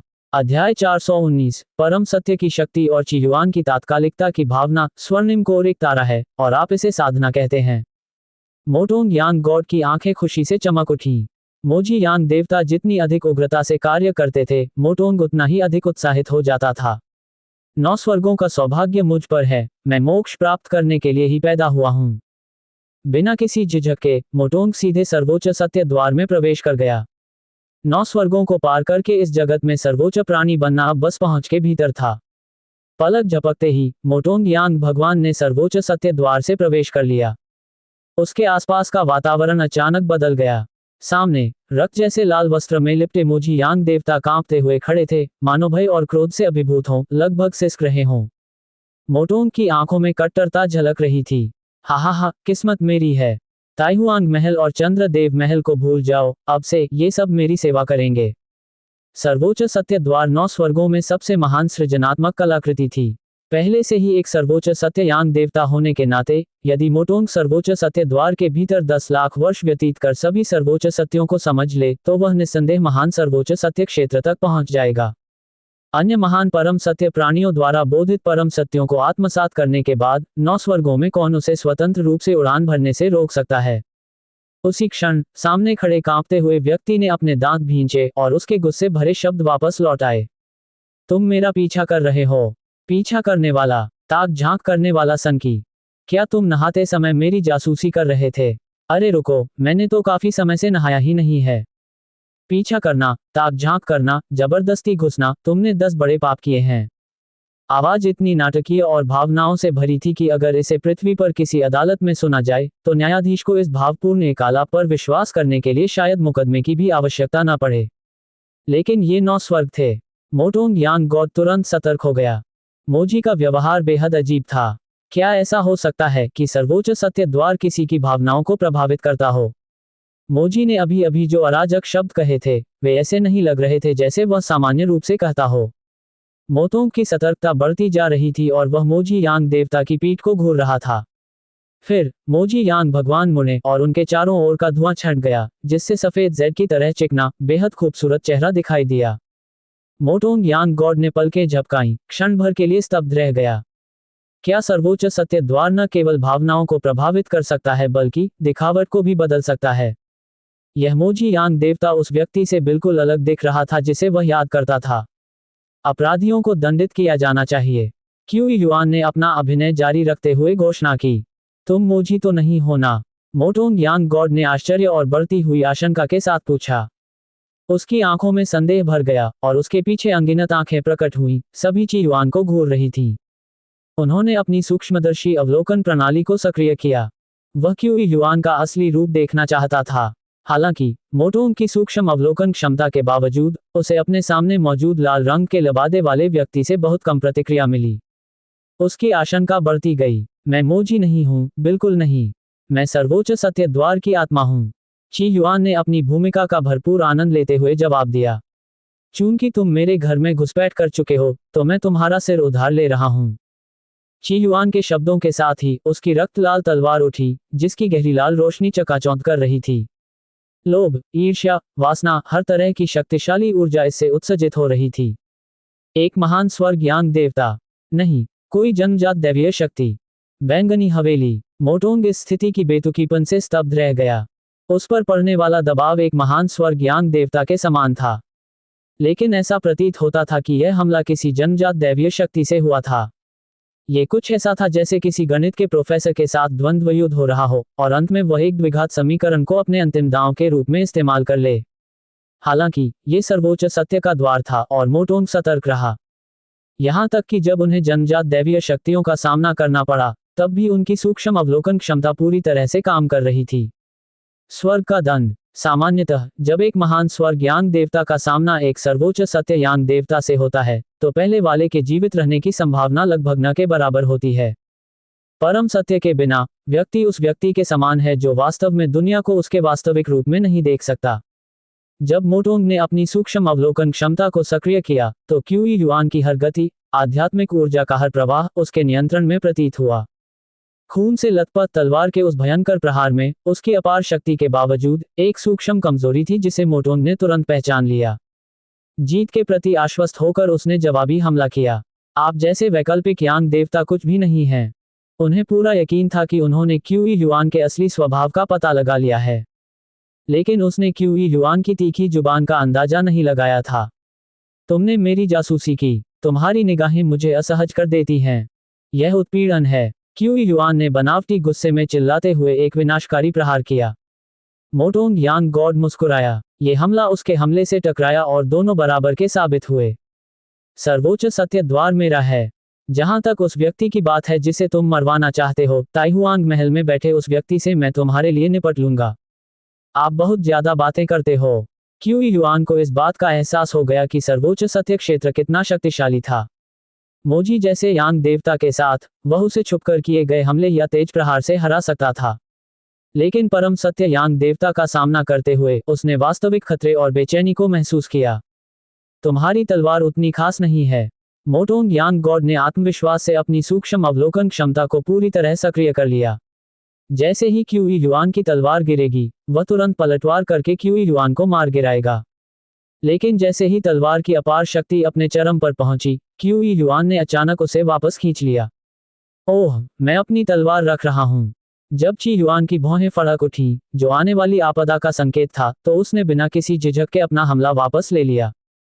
मोटोंग यांग गॉड एक पल के लिए हिचकिचाया, फिर व्यंग्यपूर्वक बोला, कुछ खास नहीं। मैं फिर आ रहा हूं।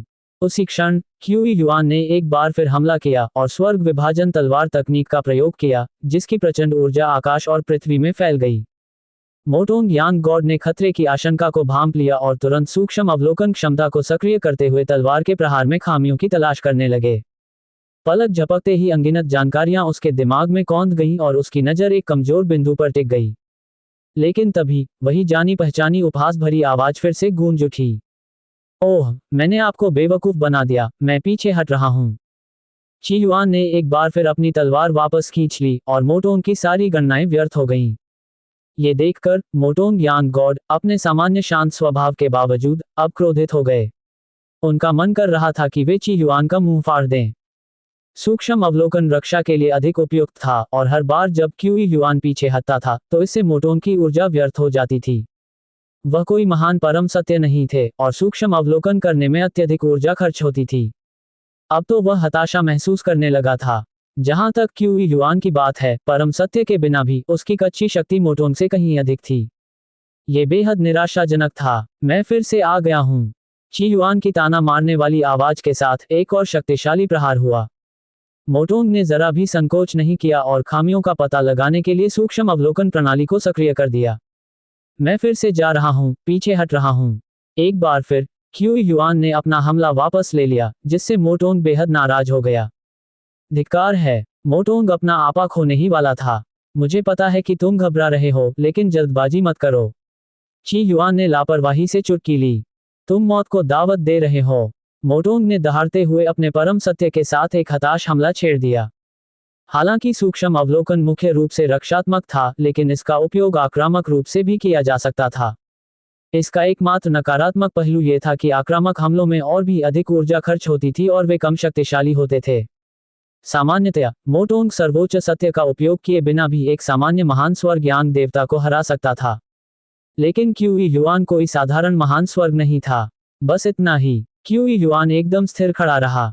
10,000 दाव युद्ध देवता, 4,000 नवजात आत्माओं की शक्ति उसमें समाहित होने के साथ क्यूई युआन ने मोटोंग यांग देवता के प्रहार का सीधे सामना करने का विकल्प चुना। बूम! दो यांग देवताओं के बीच का संघर्ष इतना शक्तिशाली था कि एक साधारण छोटी दुनिया नष्ट हो जाती, उसकी सतह धूल में बदल जाती। उनकी टक्कर की शक्ति से अंतरिक्ष स्वयं कांप उठा और उसमें दरारें पड़ गईं। स्थानिक दरारें फैलीं, लेकिन फिर से ढह गईं। अपने लंबे लहराते बालों और हाथ में खून जैसी लाल तलवार लिए ची युआन अक्षुण्ण खड़ा रहा, जबकि खंडित अंतरिक्ष उसकी उंगलियों के ऊपर से गुजर गया। बूढ़े आदमी, क्या तुम अब भी लड़ सकते हो? मोटोंग यांग देवता क्रोध से दहाड़े। तुम्हें धिक्कार है। अब वह सचमुच क्रोधित था। इससे पहले उनका सामना कभी ऐसे प्रतिद्वंद्वी से नहीं हुआ था। यहां तक कि लोंग्युए यांग गॉड के खिलाफ भी उसका पलड़ा हमेशा भारी रहा था। क्या आप दोबारा कोशिश करना चाहेंगे? क्यूई युआन ने धीरे से हंसते हुए कहा। लेकिन अब मोटोंग की आंखों में डर झलक रहा था। हमला करने में बहुत अधिक ऊर्जा खर्च हो गई थी और उसकी सूक्ष्म अवलोकन क्षमता कम होती जा रही थी। इसलिए उसने दोबारा कोई कदम उठाने की हिम्मत नहीं की। अगर तुम पहल नहीं करोगे तो मुझे ही करनी पड़ेगी, ची युआन ने शरारती मुस्कान के साथ कहा। आखिरकार तुम मेरे श्वेत चांदनी हो, बूढ़े। वह ऐसे बोल रहा था मानो किसी चंचल बच्चे से बात कर रहा हो। उसकी आवाज में बनावटी स्नेह झलक रहा था। अपनी तलवार को एक बार फिर निकालते हुए क्यूई युआन ने एक भयानक प्रहार किया जिससे आकाश कांप उठा। ची युआन का हर वार वास्तविक था और मोटोंग के पास सूक्ष्म अवलोकन को फिर से सक्रिय करने के अलावा कोई विकल्प नहीं था। तुम बहुत शक्तिशाली हो। मैं पीछे हट रहा हूं, ची युआन ने कहा। लेकिन इस बार नहीं। उसी क्षण क्यूई युआन ने देखा कि उसकी दाहिनी भौं नहीं फड़क रही थी। इसका मतलब यह था कि उनके प्रतिद्वंदी का सर्वोच्च सत्य वास्तव में काम नहीं कर रहा था। एक जोरदार प्रहार के साथ क्यूई युआन की तलवार आकाश को भेदते हुए सीधे मोटोंग यांग देवता की विशाल आंख में जा लगी। पल भर में उसके पीछे मौजूद हजारों छोटी छोटी आंखें पीड़ा से तड़प उठीं, मानो उन्हें सुइयों से छेद दिया गया हो। आह! मोटोंग यांग भगवान अविश्वास से चिल्लाए, उनका चेहरा सदमे से विकृत हो गया। तुम्हारे पास भी परम सत्य है। अन्यथा वह ये नहीं समझ पाता कि क्यूई युआन ने उसके धोखे को कैसे पहचान लिया। मुझे परम सत्य की आवश्यकता नहीं है। यह एक इंसान का अंतर्ज्ञान है, आप इसे नहीं समझ पाएंगे। मैं फिर से हमला कर रहा हूं। क्या तुम इस बार बच पाओगे?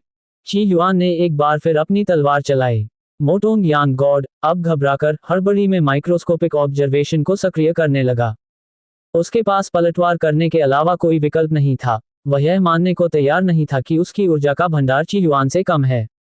आखिरकार वह एक परम सत्य यांग देवता थे। वह एक साधारण महान स्वर्ग यांग देवता से कैसे हार सकते थे? लेकिन मोटोंग ने एक गंभीर गलती कर दी थी। वह अकेले ही लड़ रहा था, जबकि क्यूई युआन के पास अपनी 4,000 नवजात आत्माओं से शक्ति का असीमित भंडार था। ऊर्जा के इतने विशाल भंडार के साथ क्यूई युआन को लंबे समय तक चलने वाली लड़ाई से डर नहीं था और वास्तव में वह इस स्थिति में एक महान सर्वोच्च सत्य को भी चुनौती दे सकता था। मैं फिर आ रहा हूँ और मैं फिर से पीछे हट रहा हूँ। हा हा हा। बैंगनी हवेली के अंदर क्यूई युआन मोटोंग यांग भगवान के साथ एक बिल्ली की तरह खेलता था जो चूहे के साथ खेलती है, लगातार उसे परेशान करता और उस पर हमला करता रहता था। कभी गर्व और आत्मविश्वास से भरपूर मोटोंग अब जर्जर, थका हुआ और पराजित अवस्था में पहुंच गया था। 10,000 दाओ युद्ध देवता और उनकी 4,000 नवजात आत्माओं की शक्ति के साथ क्यूई युआन ने एक अजेय प्रहार किया। यहां तक कि मोटोंग यांग भगवान की सूक्ष्म दृष्टि भी इस हमले को रोक नहीं पाई। उसकी विशाल आंख चकनाचूर हो गई थी। मोटोंग यांग गॉड दर्द से चिल्लाया, लेकिन क्यूई युआन के हमले जारी रहे। इस स्तर की लड़ाई में एक बार पासा पलट जाए तो मोटोंग के लिए वापसी करना असंभव था। अनगिनत हमलों के बाद अंततः युद्ध समाप्त हो गया। चियुआन हवा में तैरता हुआ मोटोंग यांग देवता के चकनाचूर अवशेषों को निहार रहा था। तुम मोटोंग यांग देवता नहीं हो, तुम तो बस मेरे अतीत के स्वरूप की एक परछाई हो, चियुआन ने धीरे से कहा। अपने पर्पल मैंशन रूप से उसने एक सुप्रीम ट्रुथ यांग गॉड को पराजित किया था। 9 स्वर्गों में सर्वोच्च सत्य यांग देवताओं को शक्ति के सर्वोच्च स्तर में माना जाता था। छठे स्वर्ग में काले शैतान रसातल को छोड़कर कोई भी अन्य पवित्र भूमि सहर्ष सर्वोच्च सत्य यांग देवता को स्वीकार कर लेगी यदि वे निष्ठा की शपथ लें। हालांकि क्यूई युआन को अपनी जीत पर प्रसन्न होना चाहिए था, लेकिन उसका चेहरा गंभीर था। शैतान रसातल के एक ही सर्वोच्च सत्य यांग देवता को हराने में उसे बहुत अधिक प्रयास करना पड़ा था। एक महान सर्वोच्च सत्य के बारे में क्या? ताइहुआन पैलेस में स्थित महल के बारे में क्या? क्यूई युआन को अत्यधिक तात्कालिकता का एहसास हुआ। दुश्मन बेहद शक्तिशाली हैं। ची युआन ने गहरी सांस ली। उसी क्षण उसके खेल में इस्तेमाल होने वाली जेड स्लिप से एक बार फिर धीमी आवाज गूंजी, मानो वह किसी बात को लेकर उत्सुक हो। की युआन ने हल्की सी मुस्कान के साथ कहा, हाँ, मेरा दुश्मन ताइहुआंग महल का वह आदमी है।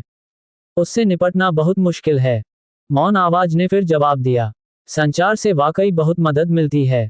मुझे लगता है कि आप समझदार होते जा रहे हैं। ची युआन ने आवाज में और अधिक भावना महसूस की।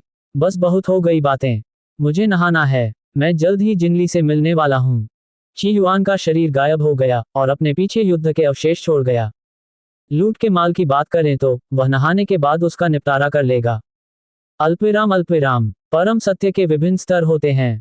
स्वर्ग श्रेणी, पृथ्वी श्रेणी, गहन श्रेणी और पीली श्रेणी। मोटोंग यांग भगवान का सूक्ष्म अवलोकन एक गहन स्तर का सर्वोच्च सत्य है। यदि एक गहन स्तर का सर्वोच्च सत्य इतना शक्तिशाली है तो स्वर्ग स्तर का सत्य कितना भयावह होगा। और उससे भी परे अद्वितीय परम सत्य अकल्पनीय है। क्यूई युआन सोचने लगा। उसे दबाव महसूस होने लगा था। कुछ समय पहले ही उन्होंने वुटियान बुद्ध के शरीर में प्रवेश किया था और महान सूर्य प्रकाश बुद्ध की इच्छा के एक अवशेष को देखा था। इसकी अपार शक्ति और भव्यता समझ से परे थी। उस इच्छा शक्ति का एक अंश भी क्यूई युआन को दबाने के लिए पर्याप्त था। तो पूर्णतः सिद्ध हो चुका परम सत्य जगत का प्राणी कितना शक्तिशाली होगा। और यहां तक कि महान परम सत्य प्राणियों के बीच भी उनके द्वारा बोध किए गए परम सत्य के स्तर के आधार पर शक्ति में अंतर था। अतुलनीय परम सत्य 4 प्रकार के होते हैं: निरपेक्ष, अद्वितीय, चक्रीय और सहज। अतुलनीय परम सत्य का सर्वोच्च और सबसे अजेय स्तर था। ये चारों प्रकार परम सत्य की पराकाष्ठा थे। छठे स्वर्ग में 5 से भी कम ऐसे प्राणी थे जिन्होंने एक अद्वितीय सर्वोच्च सत्य को समझा था। ये महान सर्वोच्च सत्य क्षेत्र के प्राणी छठे स्वर्ग के सच्चे शासक थे। पृथ्वी के मिथकों से तुलना करें तो वे संतों के समान थे, जबकि अन्य महान सर्वोच्च सत्य सत्ताएं अर्ध संतों के समान थीं। साधारण परम सत्य यांग देवता सुनहरे अमर प्राणियों के अधिक समान थे। ताइहुआंग महल के नेता को एकमात्र सूर्य कहा जाता है और उन्होंने जिस परम सत्य में महारत हासिल की है वह भी एकमात्र सूर्य है। यही कारण है कि वे महान सूर्य बुद्ध को जीवित रहने की अनुमति नहीं दे सकते। इस बीच चंद्र देवता युवानजुन ने सहज चंद्र सर्वोच्च सत्य में महारत हासिल कर ली है। लगता है मुझे सर्वोच्च सत्य संगोष्ठी में भाग लेना ही होगा। अगर मैं अद्वितीय सर्वोच्च सत्य को नहीं समझ पाया तो इन पुराने राक्षसों के सामने मेरा कोई अस्तित्व नहीं रहेगा। हालांकि क्यूई युआन के पास सर्वोच्च सत्य द्वार था, लेकिन इसे पूरी तरह से समझने में दसियों हजार या यहाँ तक कि लाखों साल लग जाएंगे। और वह इतने लंबे समय तक इंतजार नहीं कर सकता था। क्या कोई ऐसा सर्वोच्च सत्य है जो अद्वितीय हो और जिसे समझना मेरे लिए आसान हो? इस समय क्यूई युआन के विचार अस्त व्यस्त थे।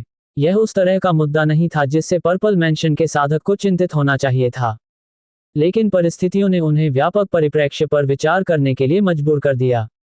इन चिंताओं को दरकिनार करते हुए चिहुआन ने एक नया गहरे लाल रंग का वस्त्र धारण किया। अपने बेदाग जेड जैसे रूप के साथ उन्होंने ऊपर तारों को प्रेमपूर्वक निहारा। अब एब्सोल्यूट मून एबिस की ओर जाने का समय आ गया है। एक बार फिर उनका रूप बदल गया। इस बार वे मोटोंग यांग देवता के रूप में परिवर्तित हो गए। पाताल लोक में क्यू युआन ने पहले ही मोटोंग यांग देवता की बची हुई आत्मा का मस्तिष्क धो डाला था, जिससे उसे उसकी कई यादों तक पहुंच प्राप्त हो गई थी। ची युआन के लिए मोटोंग का रूप धारण करना एक मामूली काम था। हालांकि ये भेष ज्यादा देर तक नहीं टिकेगा। आखिरकार वह अगाध खाई एक युद्ध क्षेत्र थी। मुझे इस मौके का फायदा उठाकर अपना कुआं भी वापस चुरा लेना चाहिए, क्यू युआन ने सोचा। लेकिन इन सभी योजनाओं को जिनली के साथ उनके पुनर्मिलन के बाद ही पूरा करना होगा। लाखों वर्षों पहले किया गया एक वादा। जुलाई झील का अस्तित्व समाप्त हो गया था और प्राचीन कितोंग वृक्ष भी गायब हो गए थे। लेकिन इन सब बातों का कोई महत्व नहीं था। आपको फिर से देखने के लिए। इस चैप्टर में एमसी और मोटोंग के बीच जबरदस्त फाइट होती है, जहां दिमाग और ताकत दोनों का खेल चलता है। तुम्हें क्या लगता है, क्या एमसी अब सच में इस लेवल के दुश्मनों को हैंडल कर पाएगा या आगे और भी बड़ा खतरा आने वाला है?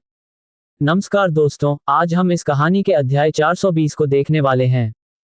इस चैप्टर में कहानी पूरी तरह इमोशनल टर्न लेती है, जहां एक तरफ बड़ा षड्यंत्र चल रहा होता है, वहीं दूसरी तरफ सालों से बिछड़े दो लोग आखिरकार आमने सामने आते हैं। यहाँ पावर, बट्रेल और इमोशंस तीनों एक साथ टकराते हैं। अध्याय 420 दृष्टिहीन जीवन, तारों के एक दूसरे से दूर जाने की तरह। अंत में आपसे मिलना स्वर्णिम कोर एक तारा है और आप इसे साधना कहते हैं। चंद्रोदय भोज चंद्र देव महल में सबसे आनंदमय और उत्सवपूर्ण अवसरों में से एक था। 10,000 साल बाद जन्मदिन मनाना निश्चित रूप से कृषकों के लिए जश्न मनाने का अवसर था। नश्वर संसार में ऐसे आयोजन आतिशबाजी और मीलों तक फैली सड़कों पर लाल सजावट के साथ मनाए जाते थे। साधना जगत में ये उत्सव और भी भव्य होते थे। हजारों रोशनी से जगमगाते लालटेन के पेड़ और 7 चमकदार शाखाओं में चमकते आतिशबाजी जैसे फूल। उस रात चंद्रमा देवता का महल, जो आमतौर पर अंधेरे में डूबा रहता था, दिन के उजाले की तरह रोशन था। कभी कभी अन्य युद्ध क्षेत्रों से आने वाले साधकों के आगमन पर आकाश में प्रकाश की किरणें दिखाई देती थीं, जो चौड़ी आस्तीन वाले वस्त्र पहने हुए और उपहार लेकर आते थे, जिससे जीवंत वातावरण और भी बढ़ जाता था। चांदनी रात के भोज के मेजबान, जिन्होंने नीले नीलम रंग के भीतरी वस्त्र के साथ लाल रंग का जालीदार कोट पहना हुआ था, आनंद और कुलीनता दोनों से परिपूर्ण प्रतीत हो रहे थे। वह हॉल के सबसे आगे वाले हिस्से में बैठी थी। उसके चेहरे पर हमेशा एक मुस्कान रहती थी। कृपया वार्डन होंग जून को मेरी ओर से धन्यवाद दें। हाल ही में उपहार लेकर आए अतिथि वार्डन होंग जून के छोटे भाई थे। डेविल एबिस के किसी क्षेत्र में वार्डन सर्वोच्च अधिकारी होता था, जो यांग गॉड के बाद दूसरे स्थान पर आता था। वार्डन विशेष परिस्थितियों को छोड़कर शायद ही कभी अपने क्षेत्र से बाहर जाते थे। मूनलाइट बैंक्वेट की मेजबान यू याओ के लिए वार्डन होंग जून द्वारा अपने भाई को उपहार के साथ भेजना सम्मान का एक निर्विवाद प्रदर्शन था। 19 क्षेत्रों के वार्डन में से आधे तो आपको बधाई देने के लिए पहले ही किसी को भेज चुके हैं। बहन यू याओ, आप सचमुच प्रशंसनीय हैं। अगर मैं अपने जन्मदिन पर चांदनी रात में भोज का आयोजन करूं, तो मुझे यकीन है कि कोई नहीं आएगा। यहां तक कि वार्डन भी किसी को भेजने की जहमत नहीं उठाएंगे।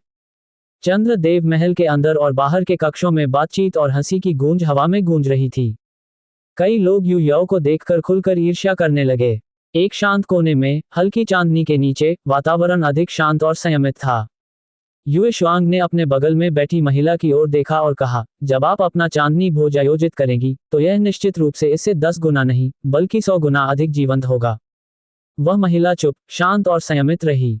युए शुआंग ने उसे दोबारा देखा और उसकी तारीफ किए बिना नहीं रह सकी। थोड़ा सा सजने संवरने से ही तुम यहाँ सबको मात दे रही हो। बेहतर होगा कि तुम युयाओ को बधाई देने न जाओ, वरना वो ईर्ष्या से तुम्हें कोस सकती है। शायद इसलिए कि आज उसका जन्मदिन था, या यू शुआंग के आग्रह के कारण, जिनली ने पहली बार अपने साधारण वस्त्रों को बदल लिया था। उसके बर्फ जैसे सफेद रंग पर हल्का मेकअप था। उसके बाल एक सुनहरी क्लिप से बंधे हुए थे, जिससे वह नाजुक और आकर्षक लग रही थी। उन्होंने हल्के सुनहरे रंग का लंबा गाउन पहना था, जिस पर पीले रंग का पारदर्शी शॉल लिपटा हुआ था और उसके नीचे कमल के रंग का अंतर्वस्त्र था। उनकी कमर पर रेडबर्ड जेड बेल्ट बंधी थी, जिसमें लिंगलोंग जेड शी खूबसूरती से लटक रही थी और उनकी स्कर्ट पर सुनहरे धागों से जटिल कढ़ाई की गई थी। उसकी सुडौल छाती उसकी पतली कमर के बिल्कुल विपरीत थी। उनके सुंदर चेहरे और हल्के मेकअप ने उन्हें किसी दिव्य सौंदर्य की तरह प्रतीत कराया। ये युद्ध के लिए उपयुक्त नहीं है, पानी में प्रतिबिंबित फूलों जैसी सुंदरता वाली महिला ने कहा। उसकी आवाज में हल्की सी हत्या की मंशा झलक रही थी। ये देखकर यू शुआंग ने टिप्पणी किए बिना नहीं रह सकी, सभी चंद्र कन्याओं में से तुम्हारे सबसे कम प्रशंसक हैं। तुम्हारी उस जानलेवा प्रवृत्ति से तो हर कोई डर जाता है। हालांकि चंद्र कन्याओं को विवाह करने की मनाही थी, फिर भी उनके कई प्रशंसक थे। अगर अंतरंगता का एक संक्षिप्त क्षण भी होता तो चंद्रदेव महल उस पर आंखें मूंद लेता। जिनली अविचलित रही, चुपचाप बैठी रही और धीरे धीरे अपनी लिंगलोंग जेड शी को सहलाती रही। जन्मदिन का जश्न जारी रहा और अधिक लोग आ गए। इस समय तक महान शासकों पर लोगों का ध्यान कम ही जाता था। लोगों ने तभी ध्यान देना शुरू किया जब कोई महान शासक अस्तित्व में आया। जेक गुई ने वरिष्ठ बहन को बधाई दी और उपहार के रूप में सहज आदिमची की 3 धाराएं भेंट की और वरिष्ठ बहन के शीघ्र ही तारामंडल में आरोहण आकाश को प्रकाशित करने की कामना की। उसी क्षण एक पौराणिक महिला साधिका ने अपना उपहार प्रस्तुत किया, जिससे कई निम्न स्तरीय इन देवताओं का ध्यान आकर्षित हुआ। लेकिन सम्मानित अतिथियों के बीच यह उपहार काफी साधारण प्रतीत हुआ। युयाओ की आंखें चमक उठीं और मुस्कुराते हुए उसने जवाब दिया, धन्यवाद छोटी बहन। आशा है आप भी जल्द ही तारामंडल प्राप्त कर लेंगी। जेक गुई ने शालीनता से मुस्कुराते हुए कुछ विनम्र शब्द कहे। ये दृश्य यू शुआंग की नजर से नहीं बचा और उसकी आंखों में संदेह की चमक दिखाई दी। उसमें कुछ गड़बड़ है। जिनली ने आश्चर्य से पूछा। मैंने सुना है कि वह हमें धोखा देने की सोच रही है। हो सकता है कि वह आज चंद्रदेव महल से भागकर शैतान रसातल में शामिल होने की योजना बना रही हो, यू शुआंग ने शांत भाव से कहा। जिनली के विपरीत यू शुआंग एक गुप्त दस्ते से संबंधित थी जो खुफिया जानकारी जुटाने में माहिर था। क्या आप उसे और उसके संपर्क को रोकना चाहते हैं? यू शुआंग ने पूछा। यह एक बड़ी उपलब्धि होगी।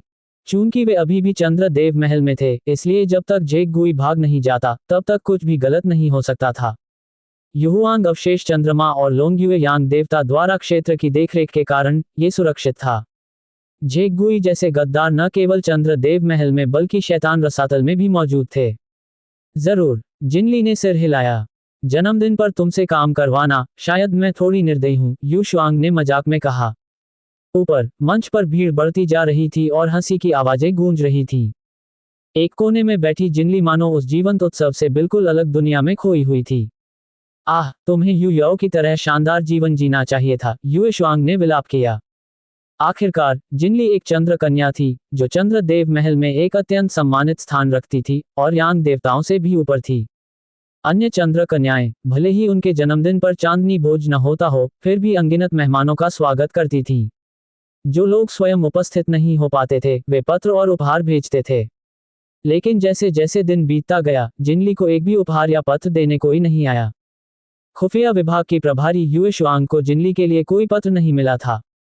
वह वजह समझ गई थी। लौटने के बाद जिनली ने अपना लगभग सारा समय डेविल एबिस में ही बिताया था। युद्ध में उपलब्धियां हासिल करने के लिए कड़ी मेहनत की थी और अपने साथियों से बहुत कम ही बातचीत की थी। इसी वजह से उनके पास बहुत कम लोग आते थे। इनमें से किसी बात का कोई मतलब नहीं है, जिनली ने सिर हिलाते हुए कहा। ये चीजें उसके लिए कभी महत्वपूर्ण नहीं थी। यू शुआंग ने आह भरी और फिर कहा, चलो उसके पीछे चलते हैं। जेक गुई पहले ही जा चुका था। ठीक है। दोनों ने अपनी उपस्थिति छुपाए और जीवंत चांदनी भोज से चले गए। चंद्रदेव महल में चहल पहल बनी रही, चारों ओर चमकीली रोशनी जगमगा रही थी। हालांकि ये बहुत ज्यादा बोझिल महसूस नहीं हुआ। वह इस तरह छिपकर घूम रही है, जरूर कुछ न कुछ कर रही होगी, यू शुआंग ने कहा। उसकी आंखों में उत्साह की चमक थी। किसी गद्दार को पकड़ना, विशेषकर मिथक स्तर के गद्दार को, एक महत्वपूर्ण उपलब्धि थी। चंद्र कन्या जिनली और यू शुआंग ने जेक गुई का दूर से पीछा किया। उनकी उपस्थिति पूरी तरह से छिपी हुई थी। एक मिथक हमें धोखा देने का फैसला करता है, कितना शर्मनाक है, यू शुआंग ने विलाप किया। पता नहीं वो किससे मिल रही है, किसी महान सम्राट से या किसी दूसरे मिथक से। धुंधली चांदनी में दोनों चंद्र कन्याएं जेक गुई के ठीक पीछे पीछे चल रही थीं। उनके चेहरे पर शांति का भाव था। उम्मीद है यह एक मजबूत चुनाव होगा, जिनली ने कहा। जितना शक्तिशाली प्रतिद्वंदी होगा, युद्ध में उतनी ही बड़ी उपलब्धि हासिल होगी। सहमत, यू शुआंग ने हंसते हुए कहा। ये चंद्रदेव महल का क्षेत्र था, इसलिए यदि उनका सामना किसी ऐसे शत्रु से भी होता जिसे वे पराजित नहीं कर सकते थे, तो वे आसानी से भाग सकते थे। वे कई हजार मील तक जेक गुई का पीछा करते रहे। चंद्रदेव महल का शोर और रंग बहुत पहले ही गायब हो चुका था। उसकी जगह एक रहस्यमय सन्नाटा और ठंडी चांदनी छा गई थी। अंत में जेक गुई एक झील के किनारे रुक गया। अचानक युए शुआंग की आंखें आश्चर्य से चौड़ी हो गईं। रुको, वह अकेली नहीं है। आगे पूरी तरह से काले वस्त्रों में लिपटी एक आकृति दिखाई दी। आकृति के शारीरिक गठन को देखकर ऐसा प्रतीत हुआ कि वह एक महिला थी। युए शुआंग के चेहरे पर सतर्कता के भाव उभर आए। एक मिथक, जिनली ने अपनी भौहें थोड़ी सिकुड़ते हुए कहा।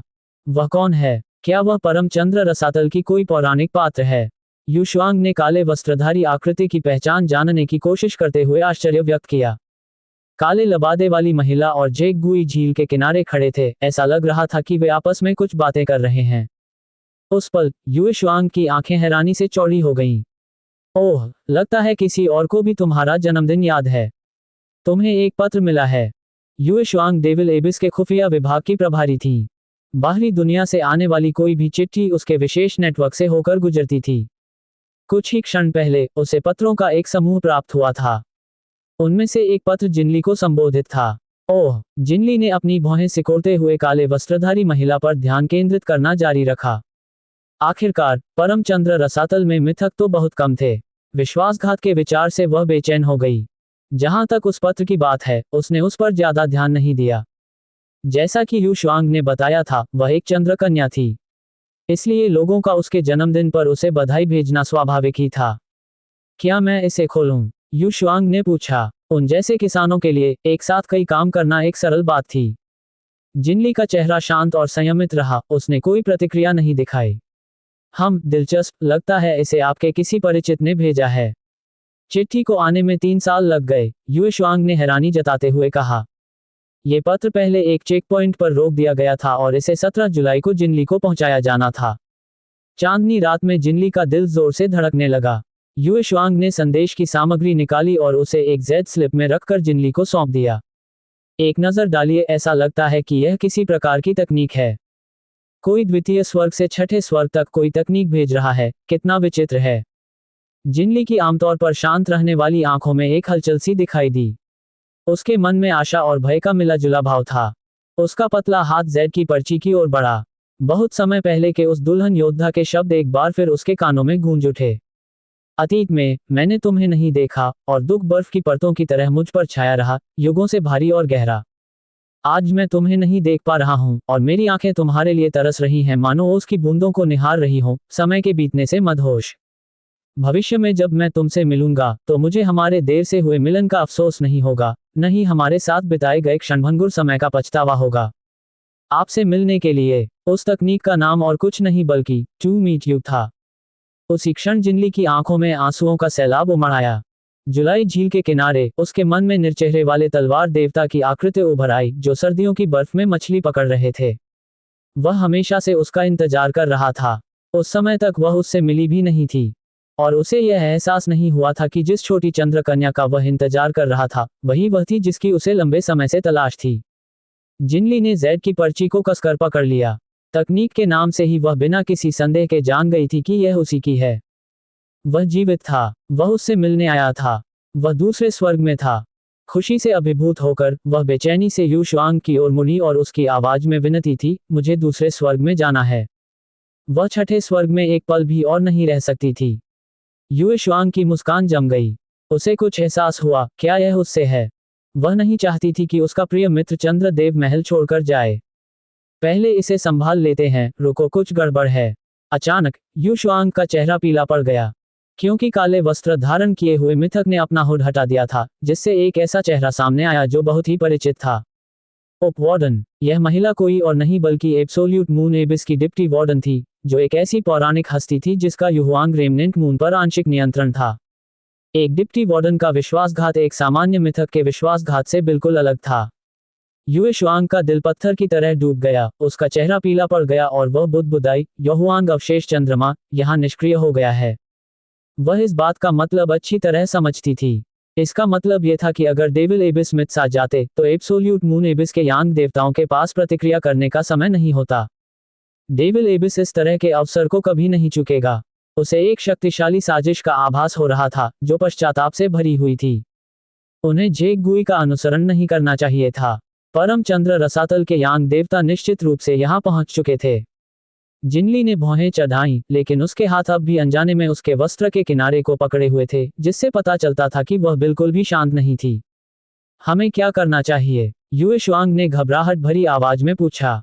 अगर वे अब संदेश भेजने की कोशिश भी करते तो बहुत देर हो चुकी होती। तभी अचानक एक ठंडी हवा चली और यू शुआंग को कड़ाके की ठंड महसूस हुई। ऐसा लग रहा था मानो हवा में नाशपाती के फूल खिल रहे हों।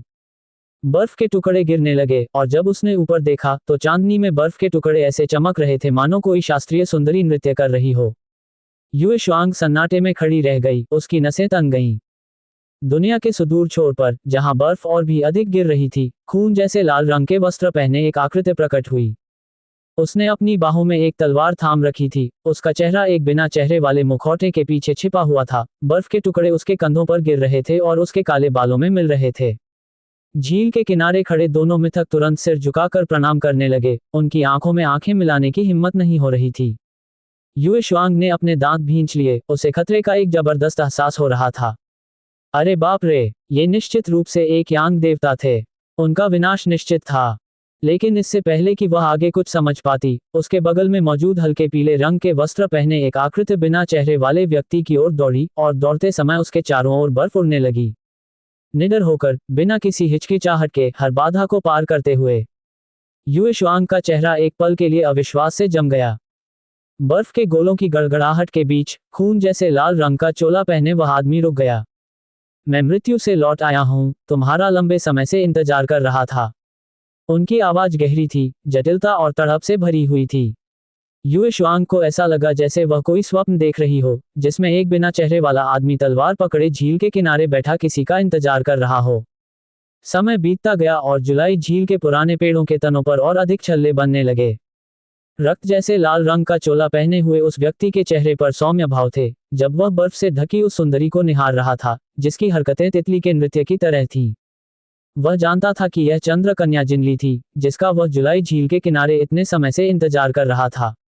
समय और स्थान से परे उनका पुराना वादा अब साकार होने की कगार पर था। फिर भी यह एक सपने जैसा लग रहा था, इतना करीब फिर भी इतना दूर। क्यूई युआन, चंद्र कन्या जिनली रुक गई, उसकी आंखें आंसुओं से भरी हुई थीं, वह मात्र 3 कदम दूर ठहर गई। वह भय और अविश्वास दोनों से कांप रही थी, मानो किसी सपने में फंसी हो। लेकिन खून जैसे लाल रंग का चोला पहने उस व्यक्ति ने अपना मुखौटा हटा दिया, जिससे एक बेहद खूबसूरत लेकिन कुछ परिचित सा चेहरा सामने आया। उनके चेहरे की बनावट जैड की तरह उत्तम थी, सुंदरता में अद्वितीय। उन्होंने अपनी तलवार थामे रखी, उनके वादे का सम्मान करते हुए चंद्रकन्या जिनली की ओर कदम बढ़ाया। तुम्हें नाचते देखना उत्तम शराब पीने जैसा है। ये शब्द मानो उसी दूसरे वाक्य की प्रतिध्वनि थे जो उसने कभी उससे कहा था। आज मैं तुम्हें नहीं देख पा रहा हूं और मेरी आंखें तुम्हारे लिए तरस रही हैं, मानो उसकी बूंदों को निहार रही हों, समय के बीतने से मदहोश। आज जब मैं तुम्हारा रूप देखता हूं तो ऐसा लगता है मानो मैं उत्तम शराब पी रहा हूं। जिनली की कल्पना में केवल वही था उसका एकमात्र प्रिय। उसका शरीर कांप उठा, उसके कंधे हिलने लगे और उसके दिल में दबी हुई तीव्र लालसा एक ज्वार की लहर की तरह उमड़ पड़ी। जिनली, आखिरकार मैंने तुम्हें देख ही लिया। क्यूई युआन ने अपने सामने खड़ी महिला को घूरते हुए अपनी आस्तीन ऊपर उठाए और अपनी पीली बांह दिखाई। कभी चिकनी रही त्वचा पर अर्धचंद्राकार आकार का एक हल्का निशान धीरे धीरे फिर से उभर रहा था। ये चंद्र कन्या द्वारा छोड़ा गया निशान था। परम मृत्यु लोक में बाहरी राक्षसों को हराने के बाद क्यूई युआन जब जागा तो उसने पाया कि वह निशान गायब हो गया था। अब ये वापस आ गया था। जिनली स्थिर खड़ी रही और उसके चेहरे को घूरती रही। यहां तक कि हल्के पीले रंग के सुरुचिपूर्ण गाउन में भी वह एक भयावह आभा बिखेर रही थी। कि युआन, मैं भी तुम्हारा ही इंतजार कर रहा था। उसने हाथ बढ़ाकर धीरे से क्यूई युआन के चेहरे को अपने हाथों में ले लिया, ठीक वैसे ही जैसे उसने कभी खंडहर मंदिर में बिना चेहरे वाली मूर्ति को थामे रखा था। उस क्षण समय और स्थान एक हो गए और वर्षों के दौरान उनके रूप एक दूसरे पर आ गए। अदृश्य जीवन तारों की तरह है जो एक दूसरे से दूर जाते हुए भी पास हैं। आखिरकार उसकी मुलाकात उससे हो ही गई थी।